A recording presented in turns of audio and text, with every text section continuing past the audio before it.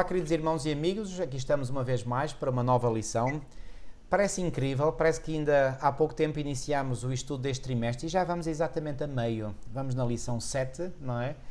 E esta lição 7 é uma lição que, historicamente, ou melhor, o conteúdo desta lição trata de uma parte da história já ligada ao século XIX. Ou seja, já passámos o tempo da Reforma Protestante, chegámos agora ao momento em que o povo de Deus, sobretudo o povo que constituía as igrejas protestantes, foi aqui da Europa para o Novo Mundo, não é? E criaram a nação que veio a ser conhecida como ainda é hoje os Estados Unidos da América, e foi lá, nos Estados Unidos da América, que na primeira metade do século XIX aconteceu aquilo que nós iremos referir na lição desta semana, ok?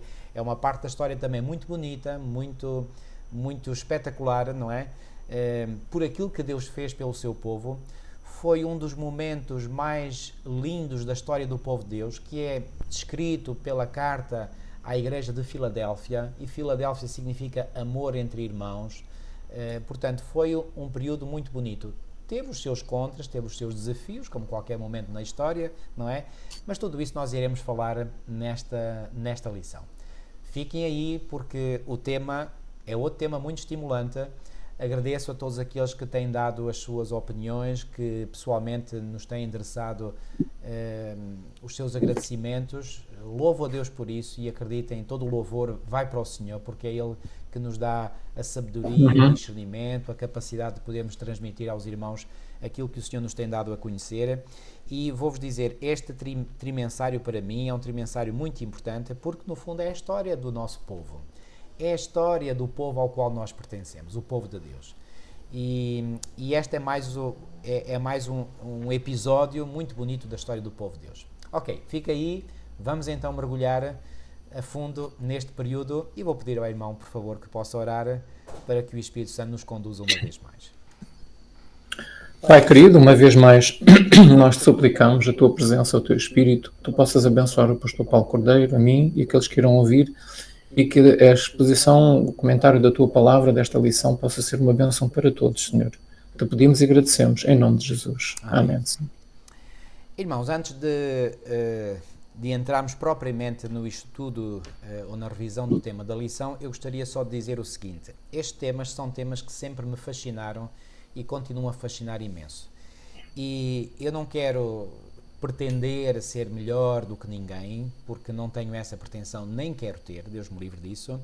Mas uma coisa é certa: se há assunto na palavra de Deus que eu muito aprecio, mas aprecio de coração, não é algo que eu fiz um esforço para gostar, não é algo que eu digo que gosto só para parecer bem, não, é algo que eu gosto mesmo, é um fascínio que eu sinto, as profecias bíblicas. E, portanto, este assunto é um assunto, portanto, que está ligado, ou seja, aquilo que aconteceu na primeira metade do século XIX, como eu disse há pouco, tem a ver com a descoberta de uma das maiores, não é uma das maiores, é a maior profecia cronológica que nós encontramos nas Sagradas Escrituras, que é a profecia das 2300 tardes e manhãs de Daniel 8:14. Essa é uma profecia que nós iremos analisar. O que é que Guilherme Miller, que era um pregador batista, membro leigo, não tinha formação teológica, era um membro leigo, mas começou a estudar a Bíblia, e começou a estudar a Bíblia de uma forma que é ainda hoje a melhor forma de nós estudarmos a Bíblia. E dou graças a Deus, não me quero comparar com Guilherme Miller, mas Deus me tem dado essa motivação para estudar a Bíblia exatamente dessa maneira, que é analisando todos os detalhes, comparando texto com texto, versículo com versículo, capítulo com capítulo. Isso é fascinante, porque nos ajuda a ter uma visão global daquilo que a palavra de Deus nos transmite. Então, Guilherme Miller descobriu o significado dessa profecia, da maior profecia cronológica da Bíblia, que é a profecia das 2300 tardes e manhãs. Mas não só, ele descobriu depois o valor também da profecia das 70 semanas de Daniel 9. E descobriu que a profecia das 70 semanas de Daniel 9 era a chave que permitia uma interpretação correta da profecia de Daniel 8. Ok, então para dizer que eu sinto-me como peixe na água ao abordar este assunto. Eu sei que o irmão José Eloy gosta muito também destes assuntos e, portanto, nós aqui somos unha e carne, digamos, enfim, este não é talvez o ditado mais bonito, mas vocês compreenderão o significado. Um diz mata, outro diz esfola. Portanto, eu e o irmão José Eloy estamos aqui em sintonia total um com o outro na compreensão destes assuntos. Então, irmão, vou permitir que o irmão dê o pontapé de saída para este assunto, que eu já dei assim um lamiré, e diga o que é que mais o impressiona neste período da história. Vamos começar por aí, e depois naquilo que Guilherme Miller, deixando-se usar pelo Espírito Santo, fez, e que contributo é que isto trouxe para o povo de Deus em particular. A palavra é sua. Olá, irmãos. Então, é assim, nós estudamos na nossa lição anterior que a guerra satânica, este tal novo poder satânico que nós vimos que surgiu entre 1793 e 797, este poder satânico que guerreou contra a palavra de Deus, não é? Após esta guerra satânica contra as duas testemunhas da lição anterior, e nós aprendemos que as duas testemunhas são a Sagrada Escritura, é a Bíblia Sagrada, é a palavra de Deus e especificamente os escritos do Antigo e do Novo Testamento. Então, foi isso que nós aprendemos. Então, após esta guerra satânica contra a Bíblia, que durou na sua maior força durante 3 anos e meio, durante a Revolução Francesa em França, nos períodos de 1793 e 1797, e após a ferida mortal dada a uma das cabeças da besta que sobe do mar de Apocalipse 13, golpe esse supostamente mortal, que era para ser mortal, para matar mesmo, mas que a besta recuperou. Após o golpe mortal, a ferida mortal dada em 1798, portanto temos aqui as duas testemunhas, a guerra feita contra elas termina em 1797, e agora em 1798, um ano mais tarde, é dada a ferida mortal contra este poder, portanto, que fez guerra às duas testemunhas durante 1260 anos. Porque depois deste período de 1260 anos aparece então este novo poder de origem satânica, que é a França durante a Revolução Francesa, em que surge o ateísmo, a licenciosidade e isso tudo.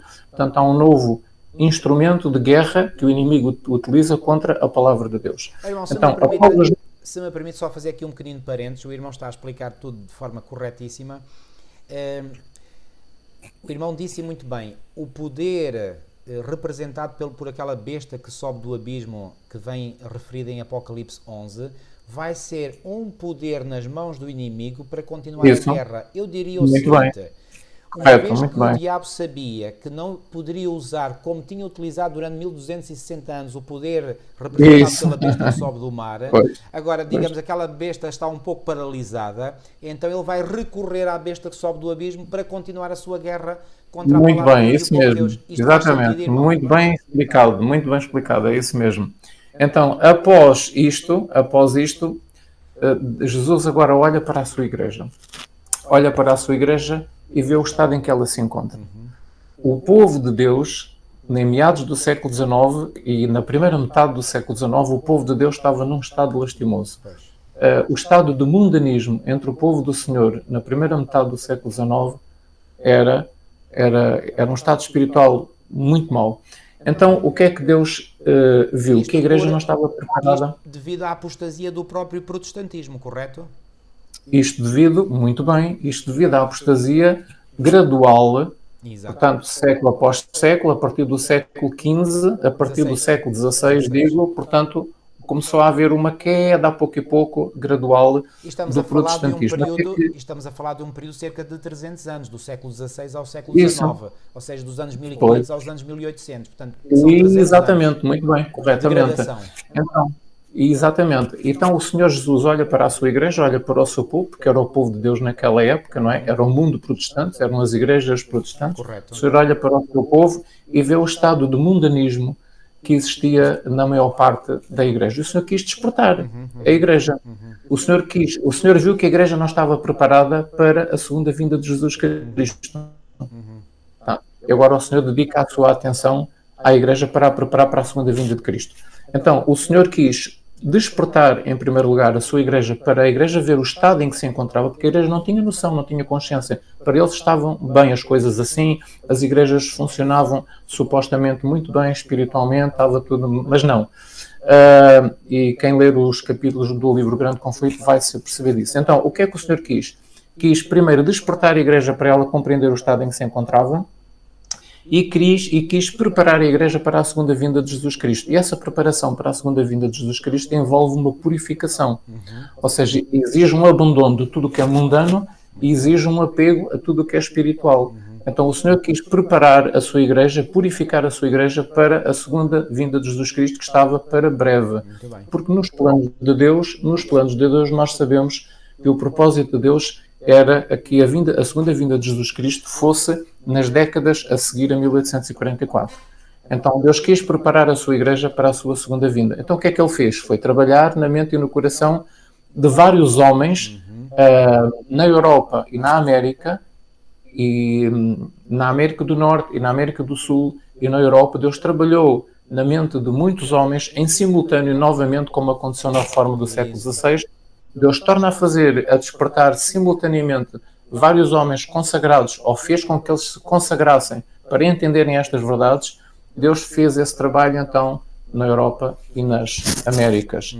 Então, um dos homens que Deus utilizou para fazer este trabalho de despertar a Igreja do Senhor no século XIX foi precisamente Guilherme Miller. Então, este homem fez um grande trabalho na América do Norte para despertar a Igreja do Senhor, o mundo protestante, o povo protestante, em preparação para a segunda vinda de Cristo. E este trabalho foi feito mais ou menos entre os anos 1830 e 1844, não é? Portanto, este foi o trabalho que Deus fez através deste homem nos Estados Unidos da América. Houve outros, como disse, na Europa e noutros países que fizeram também o seu trabalho despertados por Deus, que chamaram a atenção para o facto que a vinda de Jesus estava próxima. Mas sem dúvida, assim como, por exemplo, eu diria, assim como no tempo da Reforma Protestante, houve vários reformadores, mas aquele que se distinguiu, digamos assim, como sendo o primus inter pares, digamos, o principal dentre eles, foi Martinho Lutero.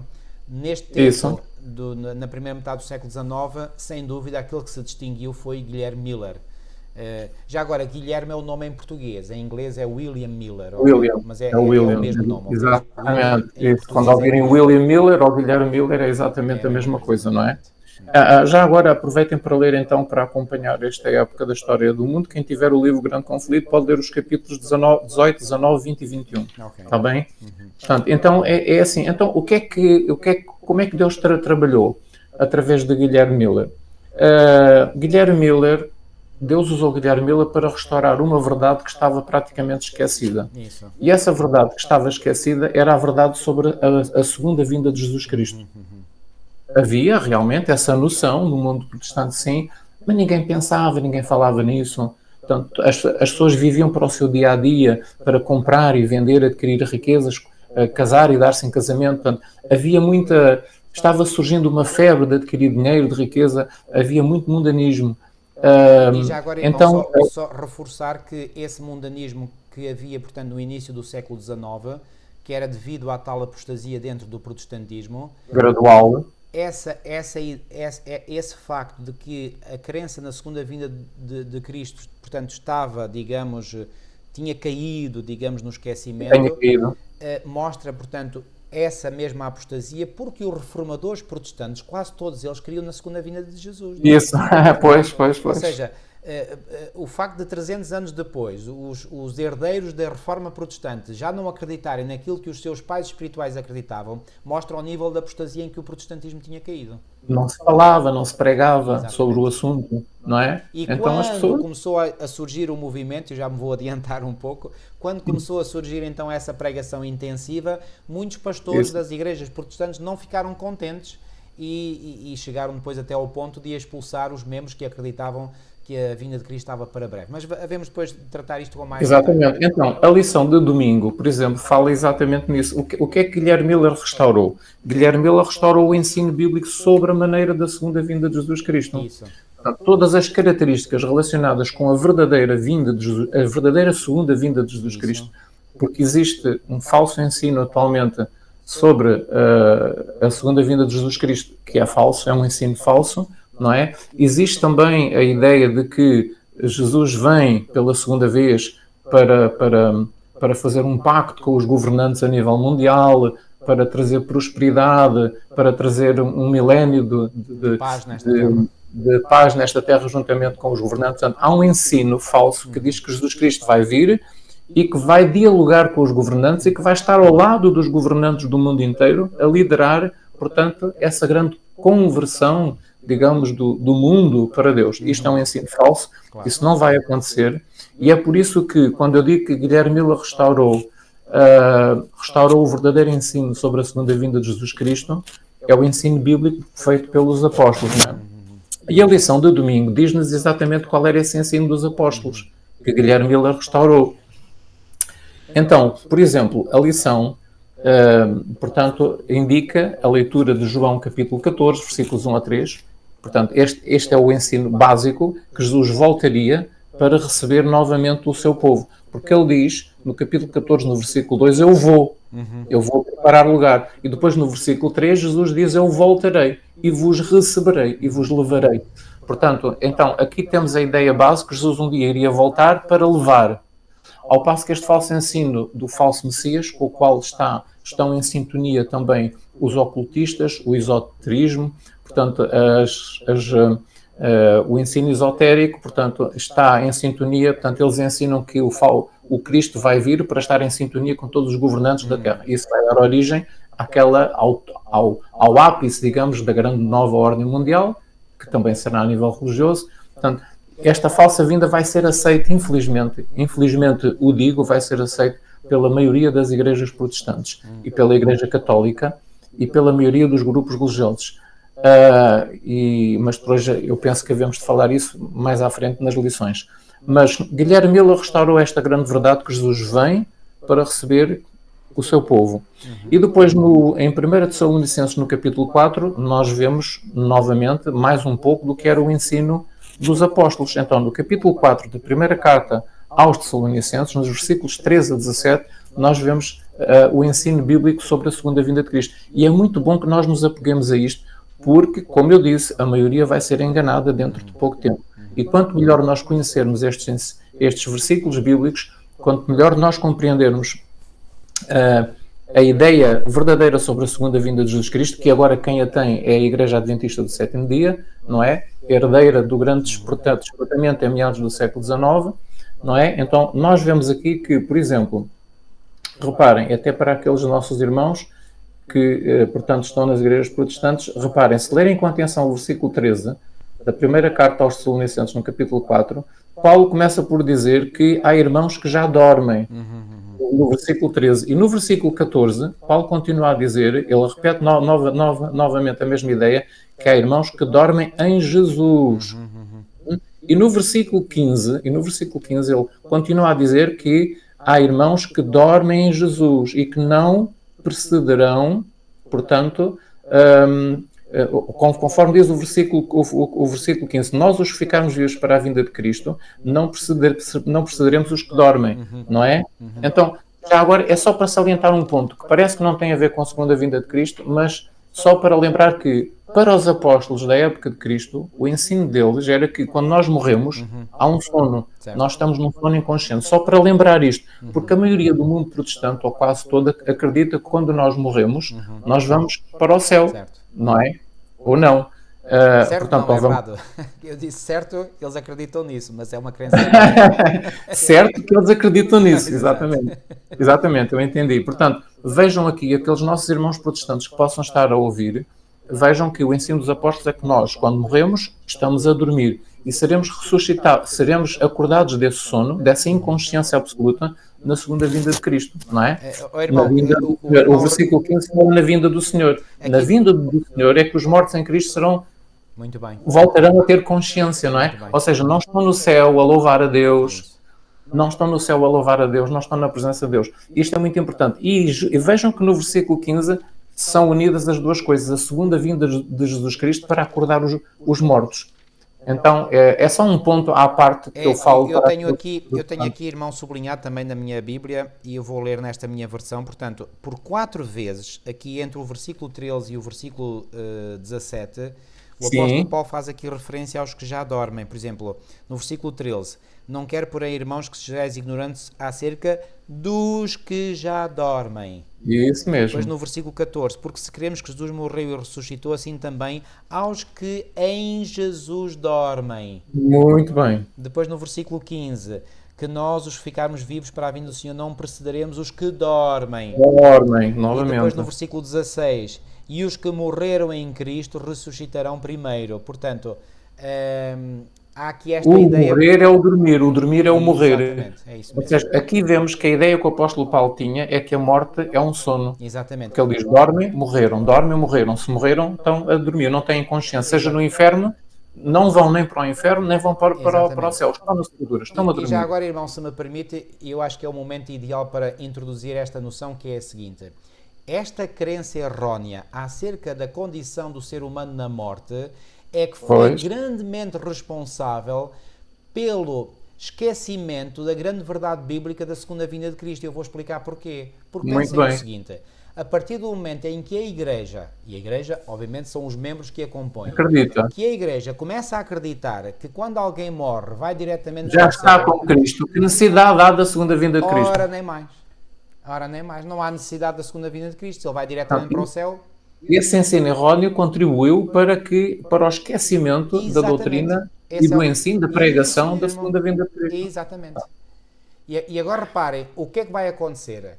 E reparem como isto está tudo interligado, irmãos. Assim como, vou dizer mais uma vez porque esta noção é importante, assim como o ensino erróneo da condição do ser humano na morte contribuiu para olvidar, para tirar da mente das pessoas a necessidade ou a crença bíblica, e por falar no ensino da segunda vinda de Cristo, aqui na lição de sábado, vem aqui alguns dados muito interessantes, coletados por um erudito, que calculou que há 1845 referências à segunda vinda de Cristo no Velho Testamento.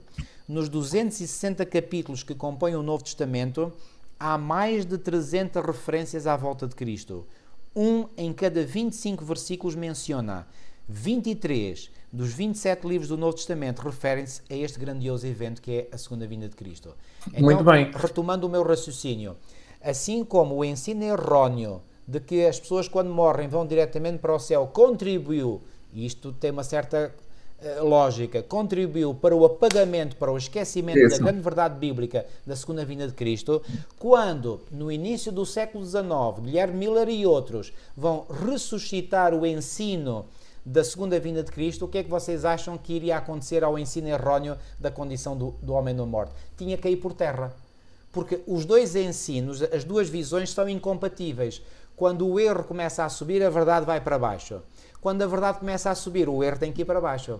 E foi exatamente a compreensão da segunda vinda de Cristo que levou pioneiros, sobretudo os pioneiros adventistas, a despertar para a verdade bíblica de que a morte, afinal, é uma condição em que as pessoas estão num sono profundo, totalmente inconsciente.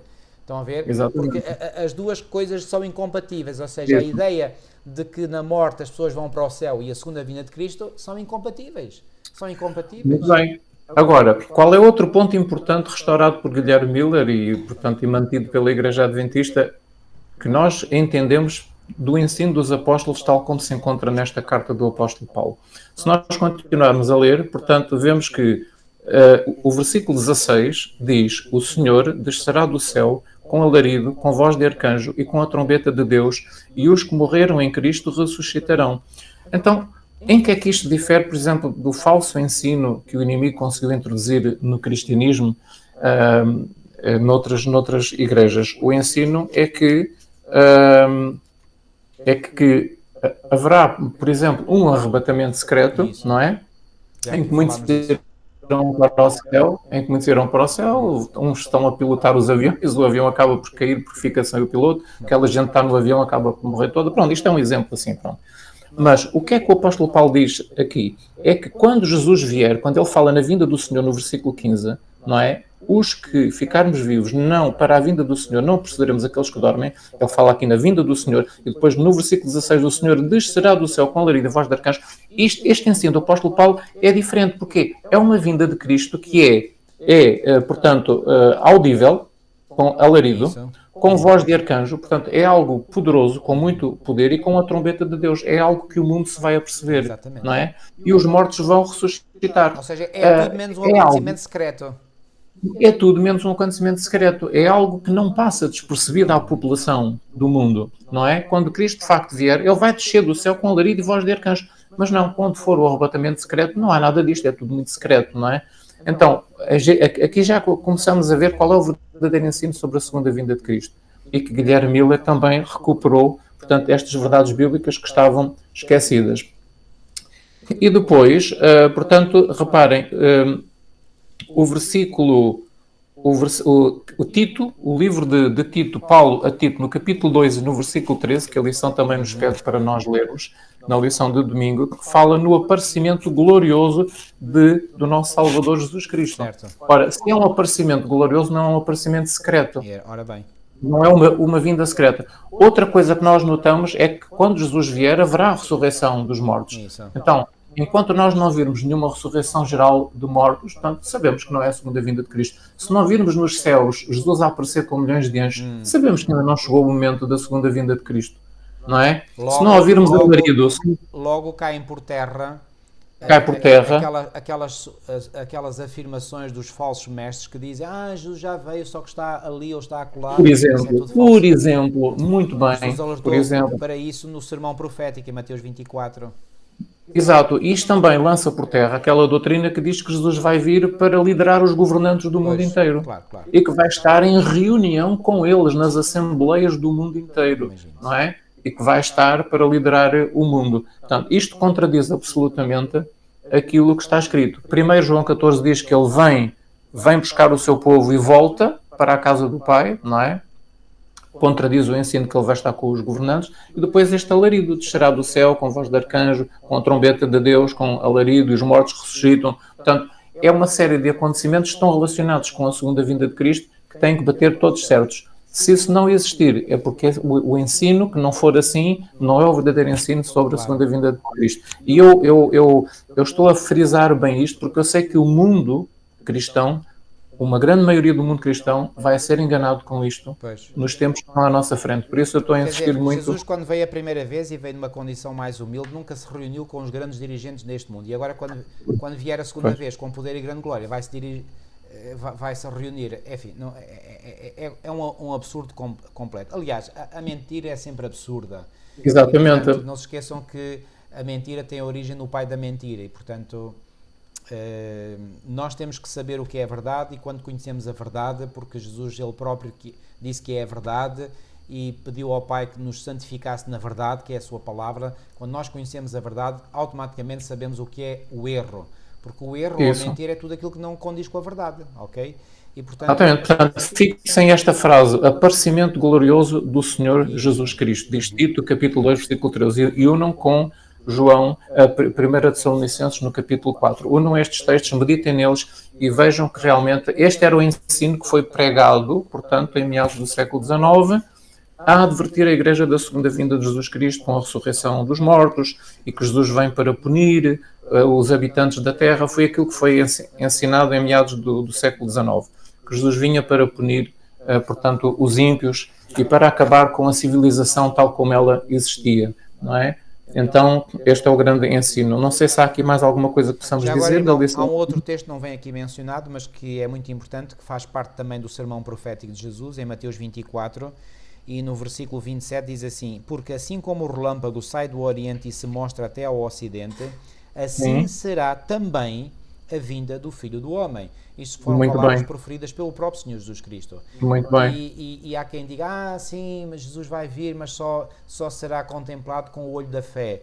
E normalmente eu contra-argumento dizendo, então como é que nós vemos o relâmpago que sai do Oriente e se mostra até ao Ocidente? É com o olho da fé ou é com o olho literal? É com o olho literal que nós vemos os relâmpagos, correto? Então, isso se é mesmo. com o olho literal que nós vemos os relâmpagos, e se Jesus comparou a sua vinda com o relâmpago, então com que olho é que nós iremos ver a segunda vinda? Não pode ser com o olho da fé, tem que ser com o olho literal. E está lá uma palavra muito importante. A vinda de Cristo é uma vinda literal. Literal, exatamente. E há uma palavra aí no capítulo 24 de Mateus que ajuda a entender esta questão, porque Jesus diz, o relâmpago se mostra, se mostra, exatamente, de uma ponta do céu até à outra ponta. Assim será também a vinda do Filho do Homem. O que é que isto quer dizer? Que quando Jesus vier de facto pela segunda vez, ele vai se mostrar, tal como o relâmpago é mostrado de uma extremidade do céu à outra e todas veem o relâmpago. Jesus, quando aparecer, essa palavrinha é muito importante, se mostra, tal como o relâmpago se mostra. Assim será a segunda vinda de Jesus Cristo. Ele mostra-se ao mundo inteiro. E no versículo 30 deste mesmo capítulo 24 diz: então aparecerá no céu o sinal, portanto é um sinal visível, do Filho do Homem, e todas as tribos da terra se lamentarão. E porquê que todas as tribos da terra se lamentarão? Porque verão. E diz aqui mais à frente: e verão o Filho do Homem vindo sobre as nuvens do céu com poder e grande glória. Já agora, estas nuvens do céu não são as nuvens atmosféricas, não é? São nuvens de anjos.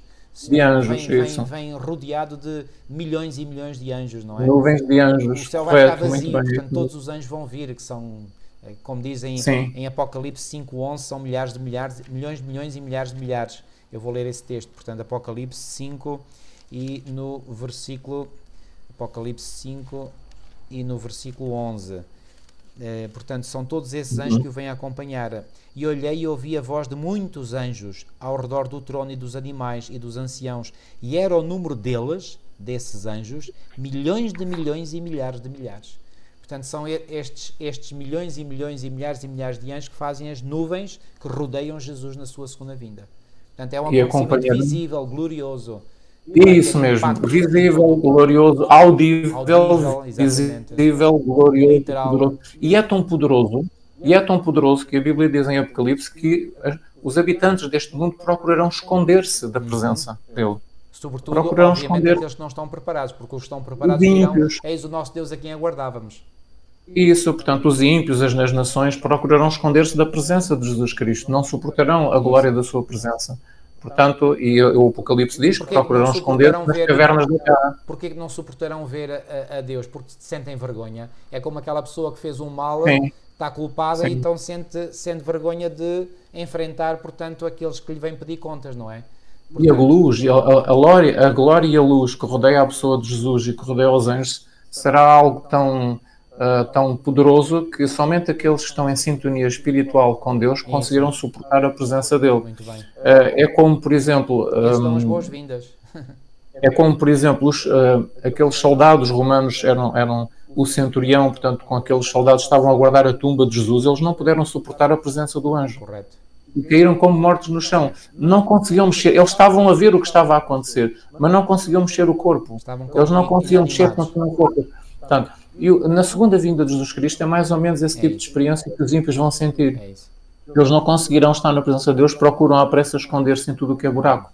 Pronto, então, isto é parte da doutrina, da verdadeira doutrina da segunda vinda de Jesus Cristo, que Miller recuperou no século XIX e que foi ensinado ao mundo na época. Agora, irmão, se me permite, há aqui uma citação de Ellen White que vem na lição de domingo que diz: a vinda do Senhor tem sido em todos os tempos. Ou seja, sempre houve pessoas em todos os tempos, mesmo quando a crença na segunda vinda de Cristo caiu para níveis muito baixos, digamos, de aceitação, mas nunca deixou de haver completamente pessoas que deixaram de acreditar na segunda vinda. Isso.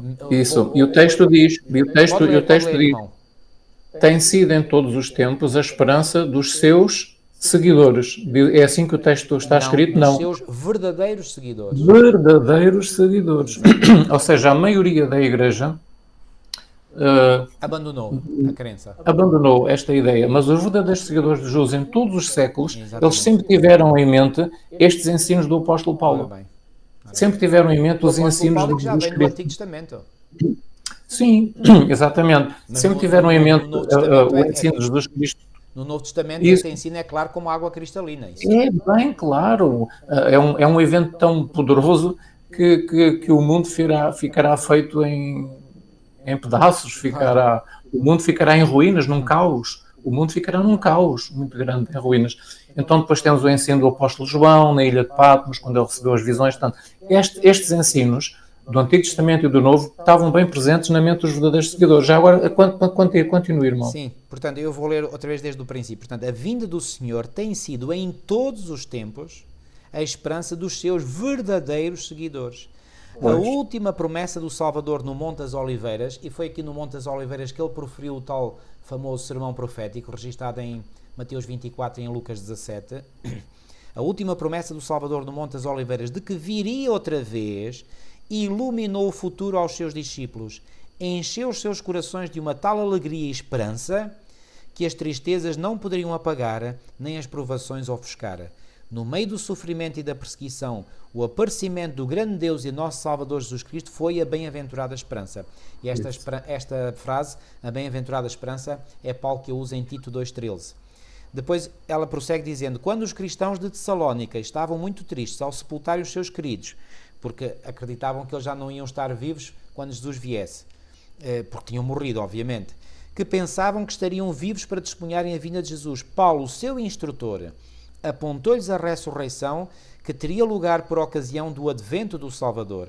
Então os mortos em Cristo ressurgiriam e, juntamente com os vivos, seriam arrebatados para encontrar o Senhor nos ares. E assim, disse ele, estaremos sempre com o Senhor. Portanto, consolai-vos uns aos outros com estas palavras. Ou seja, o que é que o apóstolo Paulo fez com esta passagem de 1 Tessalonicenses 4, 16 a 18? Foi dar ânimo, foi encorajar aqueles irmãos em Tessalónica, na cidade grega de Tessalónica, que acreditavam que, pronto, para esses estava tudo perdido, porque tinham acabado de morrer e, portanto, Jesus não tinha vindo ainda e, portanto, estavam perdidos. E ele disse: não, irmãos, não é nada disso. Não está nada perdido, porque eles vão dormir, vão descansar, mas quando Jesus regressar, eles vão voltar à vida. Isto é uma esperança estupenda, espetacular. Exatamente. Linda, Agora, vejam que o texto diz em 1 Tessalónica, aos Tessalonicenses, capítulo 4, o texto diz que serão arrebatados ao encontro do Senhor nos ares. Porquê é que vão ao encontro do Senhor nos ares? Porquê é que não é o Senhor que vem pôr os pés aqui na terra para estar com o seu povo ressuscitado? Porquê? Porque Jesus, quando vier na sua segunda vinda, como eu disse, ele não vai estar aqui para governar a igreja, não vai estar aqui para ajudar os líderes mundiais a governar o mundo. Ele nem sequer toca no planeta. Exatamente. Porque é o encontro do Senhor nos ares? Porque ele nem sequer toca no planeta. Exatamente. Ele fica a uma certa altitude, a igreja é ressuscitada, os vivos são transformados e são recolhidos para dentro do grande transporte que Jesus tem com ele, para transportar a igreja para a casa do Pai. Porque Jesus não disse que ia preparar lugar na casa do Pai. Então ele vem segunda vez para quê? Ele vem para levar a igreja, os vivos, os ressuscitados, para a casa do Pai. Ele vai levá-los para a casa do Pai durante 1000 anos. E aqui vamos mais uma vez reforçar, correto, vamos aqui mais uma vez reforçar o seguinte: se fosse verdade, que não é, penso que isto já está claro na vossa mente, se fosse verdade que quando um crente em Cristo morre fosse para o céu, como disse o irmão há pouco e muito bem, que necessidade Jesus teria de vir buscar os seus, se os seus já estavam lá em cima? Já estão lá, estão felizes na presença de Deus. Portanto, o simples facto de que o Senhor vem buscar os seus, a sua igreja, é a prova de que eles lá não estão. Isso. Estão a ver? É tão simples quanto isto não tem nada de complicado, é simples. Então o Senhor vem buscar e leva-os como? Ao colo de anjos, por exemplo. Cada anjo leva até podia levar 2 ou 3, porque os anjos têm força e poder para isso. Mas acredito que o anjo da guarda de cada um levará o seu ao colo. Ou seja, é um cortejo que ascende pelo espaço. Nós não sabemos, eu não sei, irmãos, eu empreguei estas palavras, mas nós não sabemos, isto será um evento de tal forma glorioso e maravilhoso que nós não saberemos, não temos palavras para saber descrever. Eu acredito nisso porque acredito na palavra de Deus, e se Jesus disse que assim é, então é assim. Isso, exatamente. E não esqueçam que João capítulo 14 diz: eu virei e vos levarei. Vos levarei, exatamente. Para a casa do Pai, onde eu vou preparar lugar para você. Ora bem. Pronto, então é muito claro. Este ensino que começou a tomar forma, começou a ser entendido no século XIX, não é?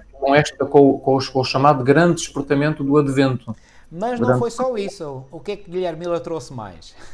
Muito bem. Agora, na lição de segunda-feira, por exemplo, portanto, no domingo, ele recuperou a verdade da segunda vinda de Jesus Cristo. Exato. Na lição de segunda-feira, ele, portanto, recuperou a maneira da segunda vinda de Jesus Cristo. Muito bem. Pronto, que é isto que nós, no fundo, acabámos de falar. Sim. É isso que nós acabamos de falar. Portanto, ele recuperou a maneira da segunda vinda de Jesus Cristo, tal como foi ensinada pelos apóstolos. E temos aqui mais textos, não é? Temos aqui mais textos. Por exemplo, aliás, o mundo acreditava que estavam à espera de começar os 1000 anos de paz, com Cristo a governar, etc. Nada, isto era tudo um ensino errado, que o mundo protestante infelizmente adquiriu, mas que estava errado. E o ensino de Guilherme Miller não era que Cristo viria para dar início a 1000 anos de paz. Já agora, esse ensino de que, portanto, o povo de Deus irá conhecer um período de 1000 anos de paz nesta terra, e que, portanto, os protestantes, como diz aqui no início da lição de segunda, pregadores populares do século XIX ensinavam que Cristo viria para estabelecer o seu reino na Terra e dar início a 1000 anos de paz. Isto levou a uma letargia espiritual e a um compromisso apático com os valores espirituais. Exatamente. Mas sabe uma coisa? Este ensino, portanto, destes pregadores populares do século XIX que ensinavam que Cristo viria para estabelecer o seu reino na Terra e dar início a 1000 anos de paz, isto foi a recuperação de uma doutrina católica romana. Ou Isso. foi a influência dessa doutrina que, digamos, veio Sim. para os meios protestantes. Porque Isso. esta crença dos 1000 anos de paz na Terra já vem de Agostinho de Hipona, no século IV. Sim. Ok? Foi um escritor eclesiástico muito famoso, que é considerado um pai, entre aspas, da Igreja, não é? Não que esse termo seja correto, mas pronto, é o termo que se usa.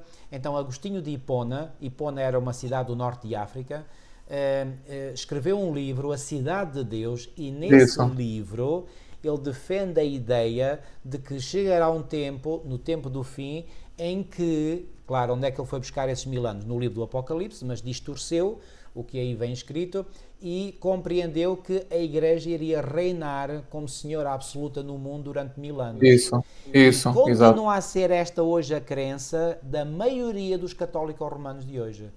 E esta crença católico-romana penetrou no mundo protestante no século XIX. No século XIX esta crença estava no mundo protestante. É uma crença falsa, portanto, o milénio será vivido pela Igreja no céu, não nesta terra. Ok? Portanto, Exatamente, no céu, exatamente. A vinda de Cristo precederá os 1000 anos. Ou seja, não é os 1000 anos que precedem a vinda de Cristo. Ok? Está isso, claro? Correto. Muito bem, é isso mesmo. Foi boa essa observação que o irmão fez. Então, por exemplo, há mais textos sobre a maneira da segunda vinda de Jesus Cristo, que a lição de segunda-feira nos fala. Por exemplo, em Atos, no capítulo 1, versículo 11, os anjos que se puseram ao lado dos discípulos que estavam olhando para o céu, a ver Jesus ir para o céu, ele ascender para a casa do Pai, os anjos falaram com os discípulos e disseram que ele há de vir, Jesus há de vir, assim como para o céu o vistes ir. Os anjos disseram isto no verso 11. Eu gostava mesmo de ler esse texto, portanto, Atos 1:11 diz assim: os quais lhes disseram, varões galileus, porque estáis olhando para o céu, esse Jesus, que de entre vós foi recebido em cima no céu, há de vir, assim como para o céu o vistes ir. Eu pergunto, como é que os discípulos viram Jesus ir para o céu? Foi ou não foi com os olhos literais, com os olhos físicos? Isso. Então é com os mesmos olhos literais, com os mesmos olhos físicos, que nós haveremos de ver, nós, enfim, os que estiverem vivos, haverão de ver, portanto, o regresso de Jesus, a segunda vinda. Exatamente, assim como para o céu vistes ir. Eles viram-no subir, agora vão ver descer.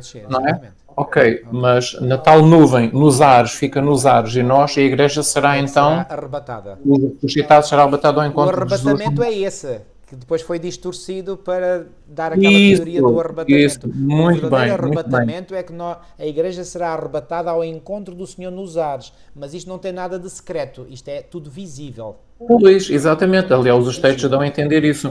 Ainda no versículo 7 de Apocalipse 1, Apocalipse capítulo 1, versículo 7, diz que ele vem com as nuvens e todo o olho o verá, porque o irmão já mencionou há pouco muito bem. Então, todo o olho o verá, portanto, não é algo secreto. Todo o mundo vai ver a segunda vinda de Jesus Cristo quando ela acontecer. E quando vem com as nuvens, significa que Jesus aparecerá não só no alto, onde estão as nuvens, portanto, as pessoas para ver a segunda vinda de Jesus terão que erguer a cabeça e ver Jesus Cristo vindo, portanto, nas nuvens, mas vem com as nuvens do céu, e as nuvens do céu são anjos, as nuvens do céu são anjos, mas é de lá que Jesus vem, é do céu. Ao passo que o falso Cristo, quando ele aparecer, que o ocultismo está à espera, que os protestantes estão à espera, muitos, e que o catolicismo está à espera, essa vinda de Jesus Cristo, eles estão à espera de um Cristo que apareça nas principais cidades do mundo. É um Cristo que se vai manifestar nas principais cidades do mundo e que vai querer dialogar e conversar com os governantes. Obviamente que isso é que esse Cristo é o próprio Isso. Lúcifer, é o próprio anjo caído, não é? Esse é que é o anticristo máximo, Isso, máximo, principal é ele, o anticristo, porque exatamente. se vai fazer passar por Cristo, não sendo Cristo, e anticristo significa aquele que está em lugar de Cristo, Exatamente. ele vai simular a segunda vinda de Jesus Cristo, mas não da maneira como a Bíblia diz que ele vai vir. Portanto, e só aí aqueles que estudam a Bíblia poderão reconhecer que não é a verdadeira vinda, Exatamente. só por esse facto, só por esse pormenor, não é? Mas aquilo que eu acho interessante é que o Senhor não dá a oportunidade a Lúcifer de poder Imitar igualar, a verdadeira. digamos, o Imitar esplendor da sua verdadeiramente a segunda segunda vinda. vinda. Isso mesmo, Portanto, isso mesmo. isso é fantástico. Ou seja, ninguém precisa de ser enganado. Ninguém mesmo. Ninguém precisa ser enganado. Ninguém. Ou seja, Jesus não vai permitir que Lúcifer imite verdadeiramente a segunda vinda de Jesus Cristo, porque então Deus seria culpado de ele estar as pessoas serem enganadas, não é? Ora bem. Então Deus não vai permitir que ele simule exatamente como a segunda Não vinda vai de Jesus permitir. Cristo vai acontecer. É isso E ele mesmo. terá que fazê-la de outra maneira. Claro. E é essa outra maneira que não está na Bíblia. Exatamente. Não é? Exatamente. Pronto. Tal como Deus não permitiu que ele fizesse descer fogo no Monte Carmelo, quando lá estava Elias Muito bem. e os Muito profetas. Lúcifer tinha poder para fazer descer o fogo do céu e queimar o sacrifício Tinha. daquelas centenas de sacerdotes que estavam ali. Tinha. Claro. Então porquê é que não o fez? Porque ele foi impedido de fazer. Exatamente. Deus não permitiu que ele o Muito fizesse. bem, muito bem. Porque ele tinha o poder. Da mesma maneira, na segunda vinda, Deus não vai permitir que ele imite Exatamente. verdadeiramente a segunda vinda de Cristo, tal como está descrita na Bíblia, no Novo Testamento. Exatamente. Muito bem, para que nós possamos reconhecer. Olha, irmão, fazendo uma breve recapitulação, portanto, Guilherme Miller recuperou a verdade bíblica da segunda vinda de Cristo. Guilherme Miller recuperou, portanto, não só a maneira da segunda vinda de a Cristo, forma ou a maneira da segunda vinda de Cristo, mas depois ainda foi mais além. Enquadrou essa vinda de Cristo num contexto temporal. E que contexto temporal é esse? É o contexto dado pela profecia das 2300 tardes e manhãs de Daniel 8,14, que é o que é dito na lição de quarta-feira, mas ainda na lição de terça-feira temos aqui uma compreensão de como é que Guilherme Miller estudava a Bíblia. E nesta muito bem, vamos a isso. Muito bem. E aqui diz... Agora, portanto, não esqueçam de ler também atentamente o capítulo 24 de Mateus, porque estes versículos, portanto, descrevem muito bem a maneira da segunda vinda de Cristo. Então, diz aqui na lição de terça, e esta ideia é fundamental, do mesmo modo como Deus usou reformadores protestantes para redescobrirem a verdade acerca da justificação pela fé somente em Cristo, e esta, sem dúvida alguma, foi a grande verdade que foi proclamada, portanto, alto e bom som, pelos reformadores protestantes. Não foi a única. Eles também falaram sobre o anticristo, que nós há bocadinho estávamos aqui a falar, portanto, mas sem sombra de dúvidas, a suprema verdade que foi proclamada nos tempos da Reforma Protestante foi a verdade da justificação pela fé. Então, do mesmo modo que Deus usou reformadores protestantes para redescobrirem essa verdade, tinha sido enterrada pelos erros da Igreja, também usou William Miller, ou Guilherme Miller em português, para redescobrir os verdadeiros princípios de interpretação bíblica. A verdade acerca da maneira da segunda vinda de Cristo. E como é que ele fez isto? Miller estudava as Escrituras, descobriu primeiro um Cristo que o amava mais do que ele podia imaginar, depois com a sua Bíblia, eu acho isto espetacular, uma caneta e um bloco de notas, ele começou a ler em Gênesis e lia tão rapidamente quando conseguia compreender a passagem que tinha em mãos. Comparando Escritura com Escritura, deixava que a Bíblia se explicasse a si mesma. Este é o grande segredo. Este é o método verdadeiro de interpretação bíblica. Eu dou tantas graças a Deus, porque quando eu comecei a estudar a Bíblia, foi exatamente... Eu não sabia, mas... Ou seja, hoje eu sei que o Espírito Santo é que criou em mim o gosto e a motivação para estudar a Bíblia desta maneira. Eu comecei também a querer comparar. Achei interessante. Olha, é interessante. Olha, aqui diz isto, mas lá na outra passagem que eu li também diz isto. Olha, deixa cá ligar uma passagem com a outra. Então, já agora, eu faço aqui uma recomendação. Enfim, cada um segue o que melhor se adapta a ele próprio, à sua personalidade. Mas na minha Bíblia eu ponho muitas notas. Por exemplo, num versículo digo assim... ver outro versículo, e no outro versículo eu digo ver o primeiro. Estão a ver? Portanto, faço essas ligações entre versículos, de modo que quando eu depois vou estudando mais, eu consigo fazer estas ligações entre versículos e ver como tudo se harmoniza na perfeição. Exatamente. Este estudo da Bíblia, eu digo-vos, é absolutamente fascinante. Eu consigo compreender, enfim, volto a dizer, não me coloco ao nível, nem pouco mais ou menos, do Guilherme Miller, mas eu consigo compreender, porque eu já vivi essa experiência e continuo a viver, a alegria que o Guilherme Miller deve ter sentido ao estudar a palavra de Deus e à medida que as verdades da palavra de Deus iam, digamos, alargando a sua compreensão, os seus horizontes mentais. Ok? Portanto, Guilherme Miller deixou-se claramente usar pelo Espírito Santo. O Espírito Santo inculcou a verdade na sua mente. O Espírito Santo ajudou a compreender, digamos, as grandes dimensões da verdade. E Guilherme Miller foi um instrumento poderosíssimo nas mãos de Deus neste período da história. Estamos a falar do início do século XIX. Portanto, Deus conduziu Guilherme Miller para usar os verdadeiros princípios de interpretação bíblica para ele chegar ao conhecimento da verdade sobre a segunda vinda de Jesus Cristo. Muito bem, muito bem. Então, Deus é que o levou a estes princípios de interpretação bíblica que não falham. E percebeu também, ele descobriu outra coisa, que foi a linguagem dos símbolos. Ele descobriu também a linguagem dos símbolos. E mais, descobriu que esses símbolos só podem ser interpretados pela própria Bíblia, não é com suposições, não é? Exatamente. Ou seja, isso mesmo. É a Bíblia que se interpreta ela própria. Exatamente. A Bíblia, portanto, é o seu próprio intérprete. Pronto, ele percebeu, portanto, que agora, vamos finalmente chegar aqui ao grande ponto da profecia de Daniel 8,14. Ou seja, ele começou a estudar a profecia com o mesmo método com que ele estudava a Bíblia no seu todo, em geral. Isso. Não é?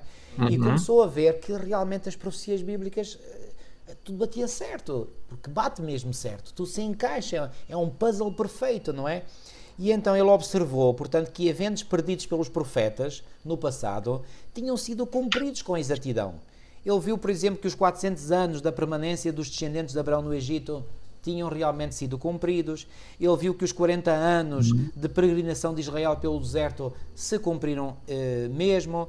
E, por exemplo, porque Deus disse, quando aqueles espias que foram espiar a terra de Canaã voltaram com um mau relatório, e 10 deles realmente foram muito negativos, só Josué e Caleb é que tinham outro espírito, mas pronto, a maioria está... Já agora, irmãos, permitam-me fazer aqui um parênteses, porque eu gosto muito desta história de Josué e Caleb. Reparem bem, Josué e Caleb faziam parte, digamos, de um grupo de espias. Eles eram parte integrante desse grupo, que foram comissionados por Moisés para irem espiar, portanto, a terra que Deus teria para dar ao seu povo, ok? Eram 12, um representante de cada uma das 12 tribos do povo de Israel, certo?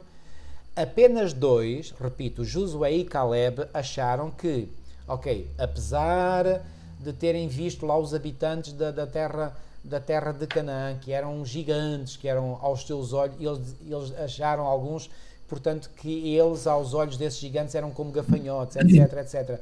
Não, esses 2, Josué e Caleb, disseram assim, não, se Deus é por nós, se Deus está connosco, se Deus prometeu, vamos confiar em Deus. E, portanto, nós vamos tomar posse da terra que o Senhor nos deu. Mas os outros 10, não, porque há este problema, e começaram-se a lamentar e a lamuriar.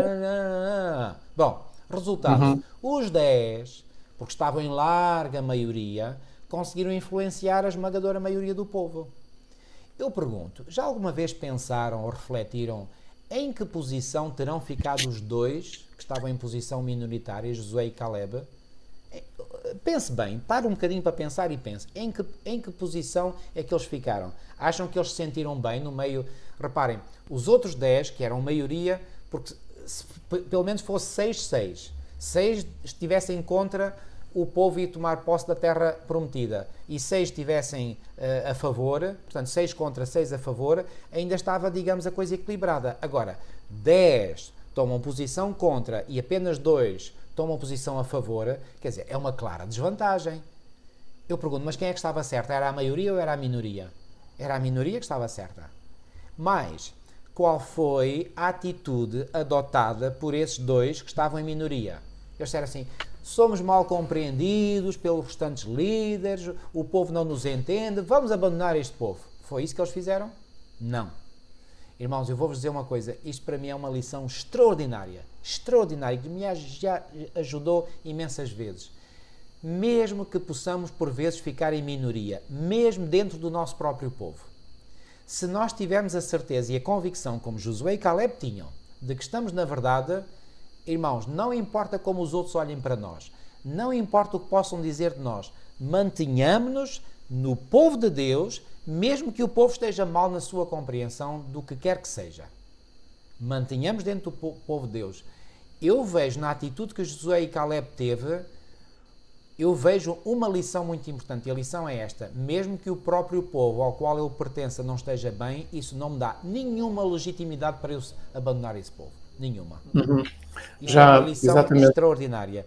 É importante. E estava eu a ler, e irmão, eu vou agora ler, portanto, estava eu a dizer, portanto, que Guilherme Miller compreendeu que os 400 anos da permanência dos descendentes de Abraão no Egito cumpriram-se, os 40 anos de andanças de Israel pelo deserto cumpriram-se. Em Números 14, 34, olha o que é que Deus disse depois desse relatório negativo ter vindo. Números 14, 34 diz assim: segundo o número dos dias em que espiaste esta terra, tinham sido 40 dias, por cada dia um ano, levareis sobre vós as vossas iniquidades, 40 anos, e conhecereis o meu apartamento. 40 anos. Esses 40 anos cumpriram-se com exatidão. Mas os 70 anos do cativeiro de Israel em Babilónia vieram-se a cumprir, Jeremias 25:11, Jeremias 29:10. E finalmente, as 70 semanas de anos atribuídas a Israel, a segunda oportunidade que Deus deu a Israel, a profecia de Daniel 9:24-27, cumpriu. Guilherme Miller, estudando essas profecias, disse: uau, mas todas as profecias se cumprem. Então, se todas as profecias se cumpriram no passado, algumas, porque é que esta que ainda não se cumpriu, não se há de cumprir? Estão a ver? E isso levou Guilherme Miller a idealizar que quando esta profecia de Daniel 8:14 se viesse a cumprir, pois bem, Jesus iria vir. Onde é que estava o erro de Guilherme Miller? O irmão quer explicar isso? E eu interrompo várias vezes. Diga, irmão, diga. Antes disso, eu gostaria que tivessem a noção de como as coisas aconteceram com Guilherme Miller. Há um texto, há um comentário aqui na página 50 dos comentários dela, não é? Muito bonito, muito importante, e que também está no livro História da Esperança, na página 273, que diz assim: Deus enviou o seu anjo para tocar o coração de um fazendeiro, Guilherme Miller, que não acreditava na Bíblia, a fim de o levar a pesquisar as profecias. E foi assim que tudo aconteceu. Agora o texto diz: anjos de Deus visitavam constantemente este homem escolhido para dirigir a sua mente e abrir o seu entendimento para as profecias, até então obscuras para o povo de Deus. Então, como é que ele chegou a este entendimento? Porque anjos estavam constantemente, visitavam-no todos os dias para guiar a sua mente, para ele entender aquilo que estava escrito na Bíblia. Os tais princípios de interpretação, compreender os símbolos, que as bestas representam reinos, a mulher representa a igreja, algo representa pessoas e nações, um dia profético representa um ano literal, não é? Portanto, os anjos visitavam-no constantemente para dirigir a mente dele e abrir o seu entendimento. Foi-lhe revelado o princípio da corrente da verdade. O começo, onde é que estava o princípio? Portanto, há uma corrente da verdade. Onde é que ela começa? Qual é o ponto de partida? Então, os anjos mostraram-lhe isto também. E ele foi levado a examinar, ela após ela, a olhar para a palavra de Deus com espanto e admiração. Viu na palavra de Deus a perfeita cadeia da verdade. Essa palavra que tinha considerado não inspirada, antes disso, agora abria-se diante dos seus olhos na sua beleza e na sua glória. Viu que uma parte das Escrituras explicava a outra. E quando era difícil para ele entender uma passagem, encontrava noutra parte da palavra de Deus a explicação para essa passagem. Encarava a sagrada palavra de Deus com alegria e com o mais profundo respeito e a mais profunda reverência. Portanto, é muito importante nós compreendermos que só os homens, as pessoas que são conduzidas por Deus, conseguem chegar a estas compreensões da verdade. E nós vemos aqui que eles visitavam-no constantemente. Em relação à segunda vinda de Jesus Cristo, há aqui também um texto muito bonito que descreve como será a segunda vinda de Jesus Cristo. E eu, tanto, gostava muito de ler para todos e que se encontra em Meditações Matinais, no livro Meditações Matinais de 1976, na página 292. A meditação chama-se Maranata, o Senhor Vem. É uma que eu gostei muito quando ela saiu. Então, diz assim, isto é uma parte da visão: porque assim como o relâmpago sai do Oriente e se mostra até ao Ocidente, assim há de ser a vinda do Filho do Homem. E ela não é em visão, ela foi levada em visão, tal como os profetas do passado, do Antigo Testamento, e ela descreve então o seguinte em visão: surge logo no Oriente, porque o povo de Deus está à espera da segunda vinda de Cristo, e então o povo de Deus diz: surge logo no Oriente uma pequena nuvem negra, aproximadamente a metade do tamanho da mão de um homem. É a nuvem que rodeia o Salvador e que à distância parece estar envolta em trevas. O povo de Deus sabe ser este o sinal do Filho do Homem, de que Jesus falou em Mateus 24. Em silêncio solene, fitam-na a nuvem, enquanto ela se aproxima cada vez mais da Terra, do planeta Terra, mais e mais brilhante e mais gloriosa, à medida que ela se aproxima, até que se torna, a tal nuvem negra, até que se torna uma grande nuvem branca, mostrando na sua base uma glória semelhante ao fogo consumidor, tal como os profetas do Antigo Testamento, Ezequiel, por exemplo, Isaías, viram, quando eles eram levados em visão ao trono de Deus, eles viam, portanto, exatamente aquilo que Ellen White viu em visão. Portanto, na base desta nuvem branca, desta grande nuvem branca, na base, havia uma glória semelhante ao fogo consumidor. E por cima da nuvem existia o arco-íris do concerto. Jesus, então, na nuvem, avançava como poderoso vencedor. Agora não como homem de dores, para sofrer o amargo cálice de ignomínia e miséria. Ele vem vitorioso no céu e na terra para julgar os vivos e os mortos. Fiel e verdadeiro, ele julga e peleja em justiça. Apocalipse 19, versículos 11, versículo 14. E seguiam-no os exércitos no céu. Quem é que diz estas palavras? João em Apocalipse, quando Jesus lhe dá a visão, em Apocalipse capítulo 19, no versículo 11, versículo 14. Então, João vê em visão e seguiam-no os exércitos do céu. Então, quando Jesus vier, ele vem acompanhado de todos os anjos do céu, os chamados exércitos do Altíssimo, que vêm a acompanhar. E a nuvem. E depois diz assim, ela continua em visão, Ellen White, e descreve assim: com hinos de melodia celestial, os santos anjos, em vasta e inumerável multidão, acompanham Jesus no seu percurso na nuvem, à medida que a nuvem se aproxima da terra. O firmamento, o céu, parece repleto de formas radiantes, as silhuetas dos anjos, não é? Milhares de milhares, milhões de milhões. Nenhuma pena humana consegue descrever esta cena. Mente alguma mortal é apta para conceber o seu esplendor. A sua glória cobriu os céus, a terra encheu-se do seu louvor e o seu resplendor era como a luz. Abacuque 3, 3, 4. Aproximando-se a nuvem ainda mais da terra, aproximando-se ainda mais esta nuvem viva, todos os olhos contemplam o príncipe da vida. Nenhuma coroa de espinhos agora desfigura a sagrada cabeça, mas um diadema de glória repousa sobre a santa fronte. Jesus vem com uma coroa, que são sete coroas. Jesus vai ter uma coroa dentro de outra, num total de 7. Esta é a coroa que Jesus vai usar na sua segunda vinda. E diz aqui, nenhuma nuvem de glória, nenhuma coroa de espinhos agora desfigura a sagrada cabeça, mas um diadema de glória repousa sobre a santa fronte. O semblante divino irradia o fulgor deslumbrante do sol ao meio-dia, a tal luz deslumbrante que os ímpios não vão conseguir aguentar. E no vestido e na sua coxa tem escrito o nome Rei dos Reis e Senhor dos Senhores. Portanto, esta é uma descrição da segunda vinda de Jesus, tal como Deus deu a Ellen White no século XIX. Portanto, é bonito que quem tem acesso a este livro possa ler, não é? O livro Maranata, o Senhor vem na página 292. Eu queria, portanto, eu não consegui resistir, eu não podia deixar de ler isto, irmãos, porque é realmente muito maravilhoso. Obrigado.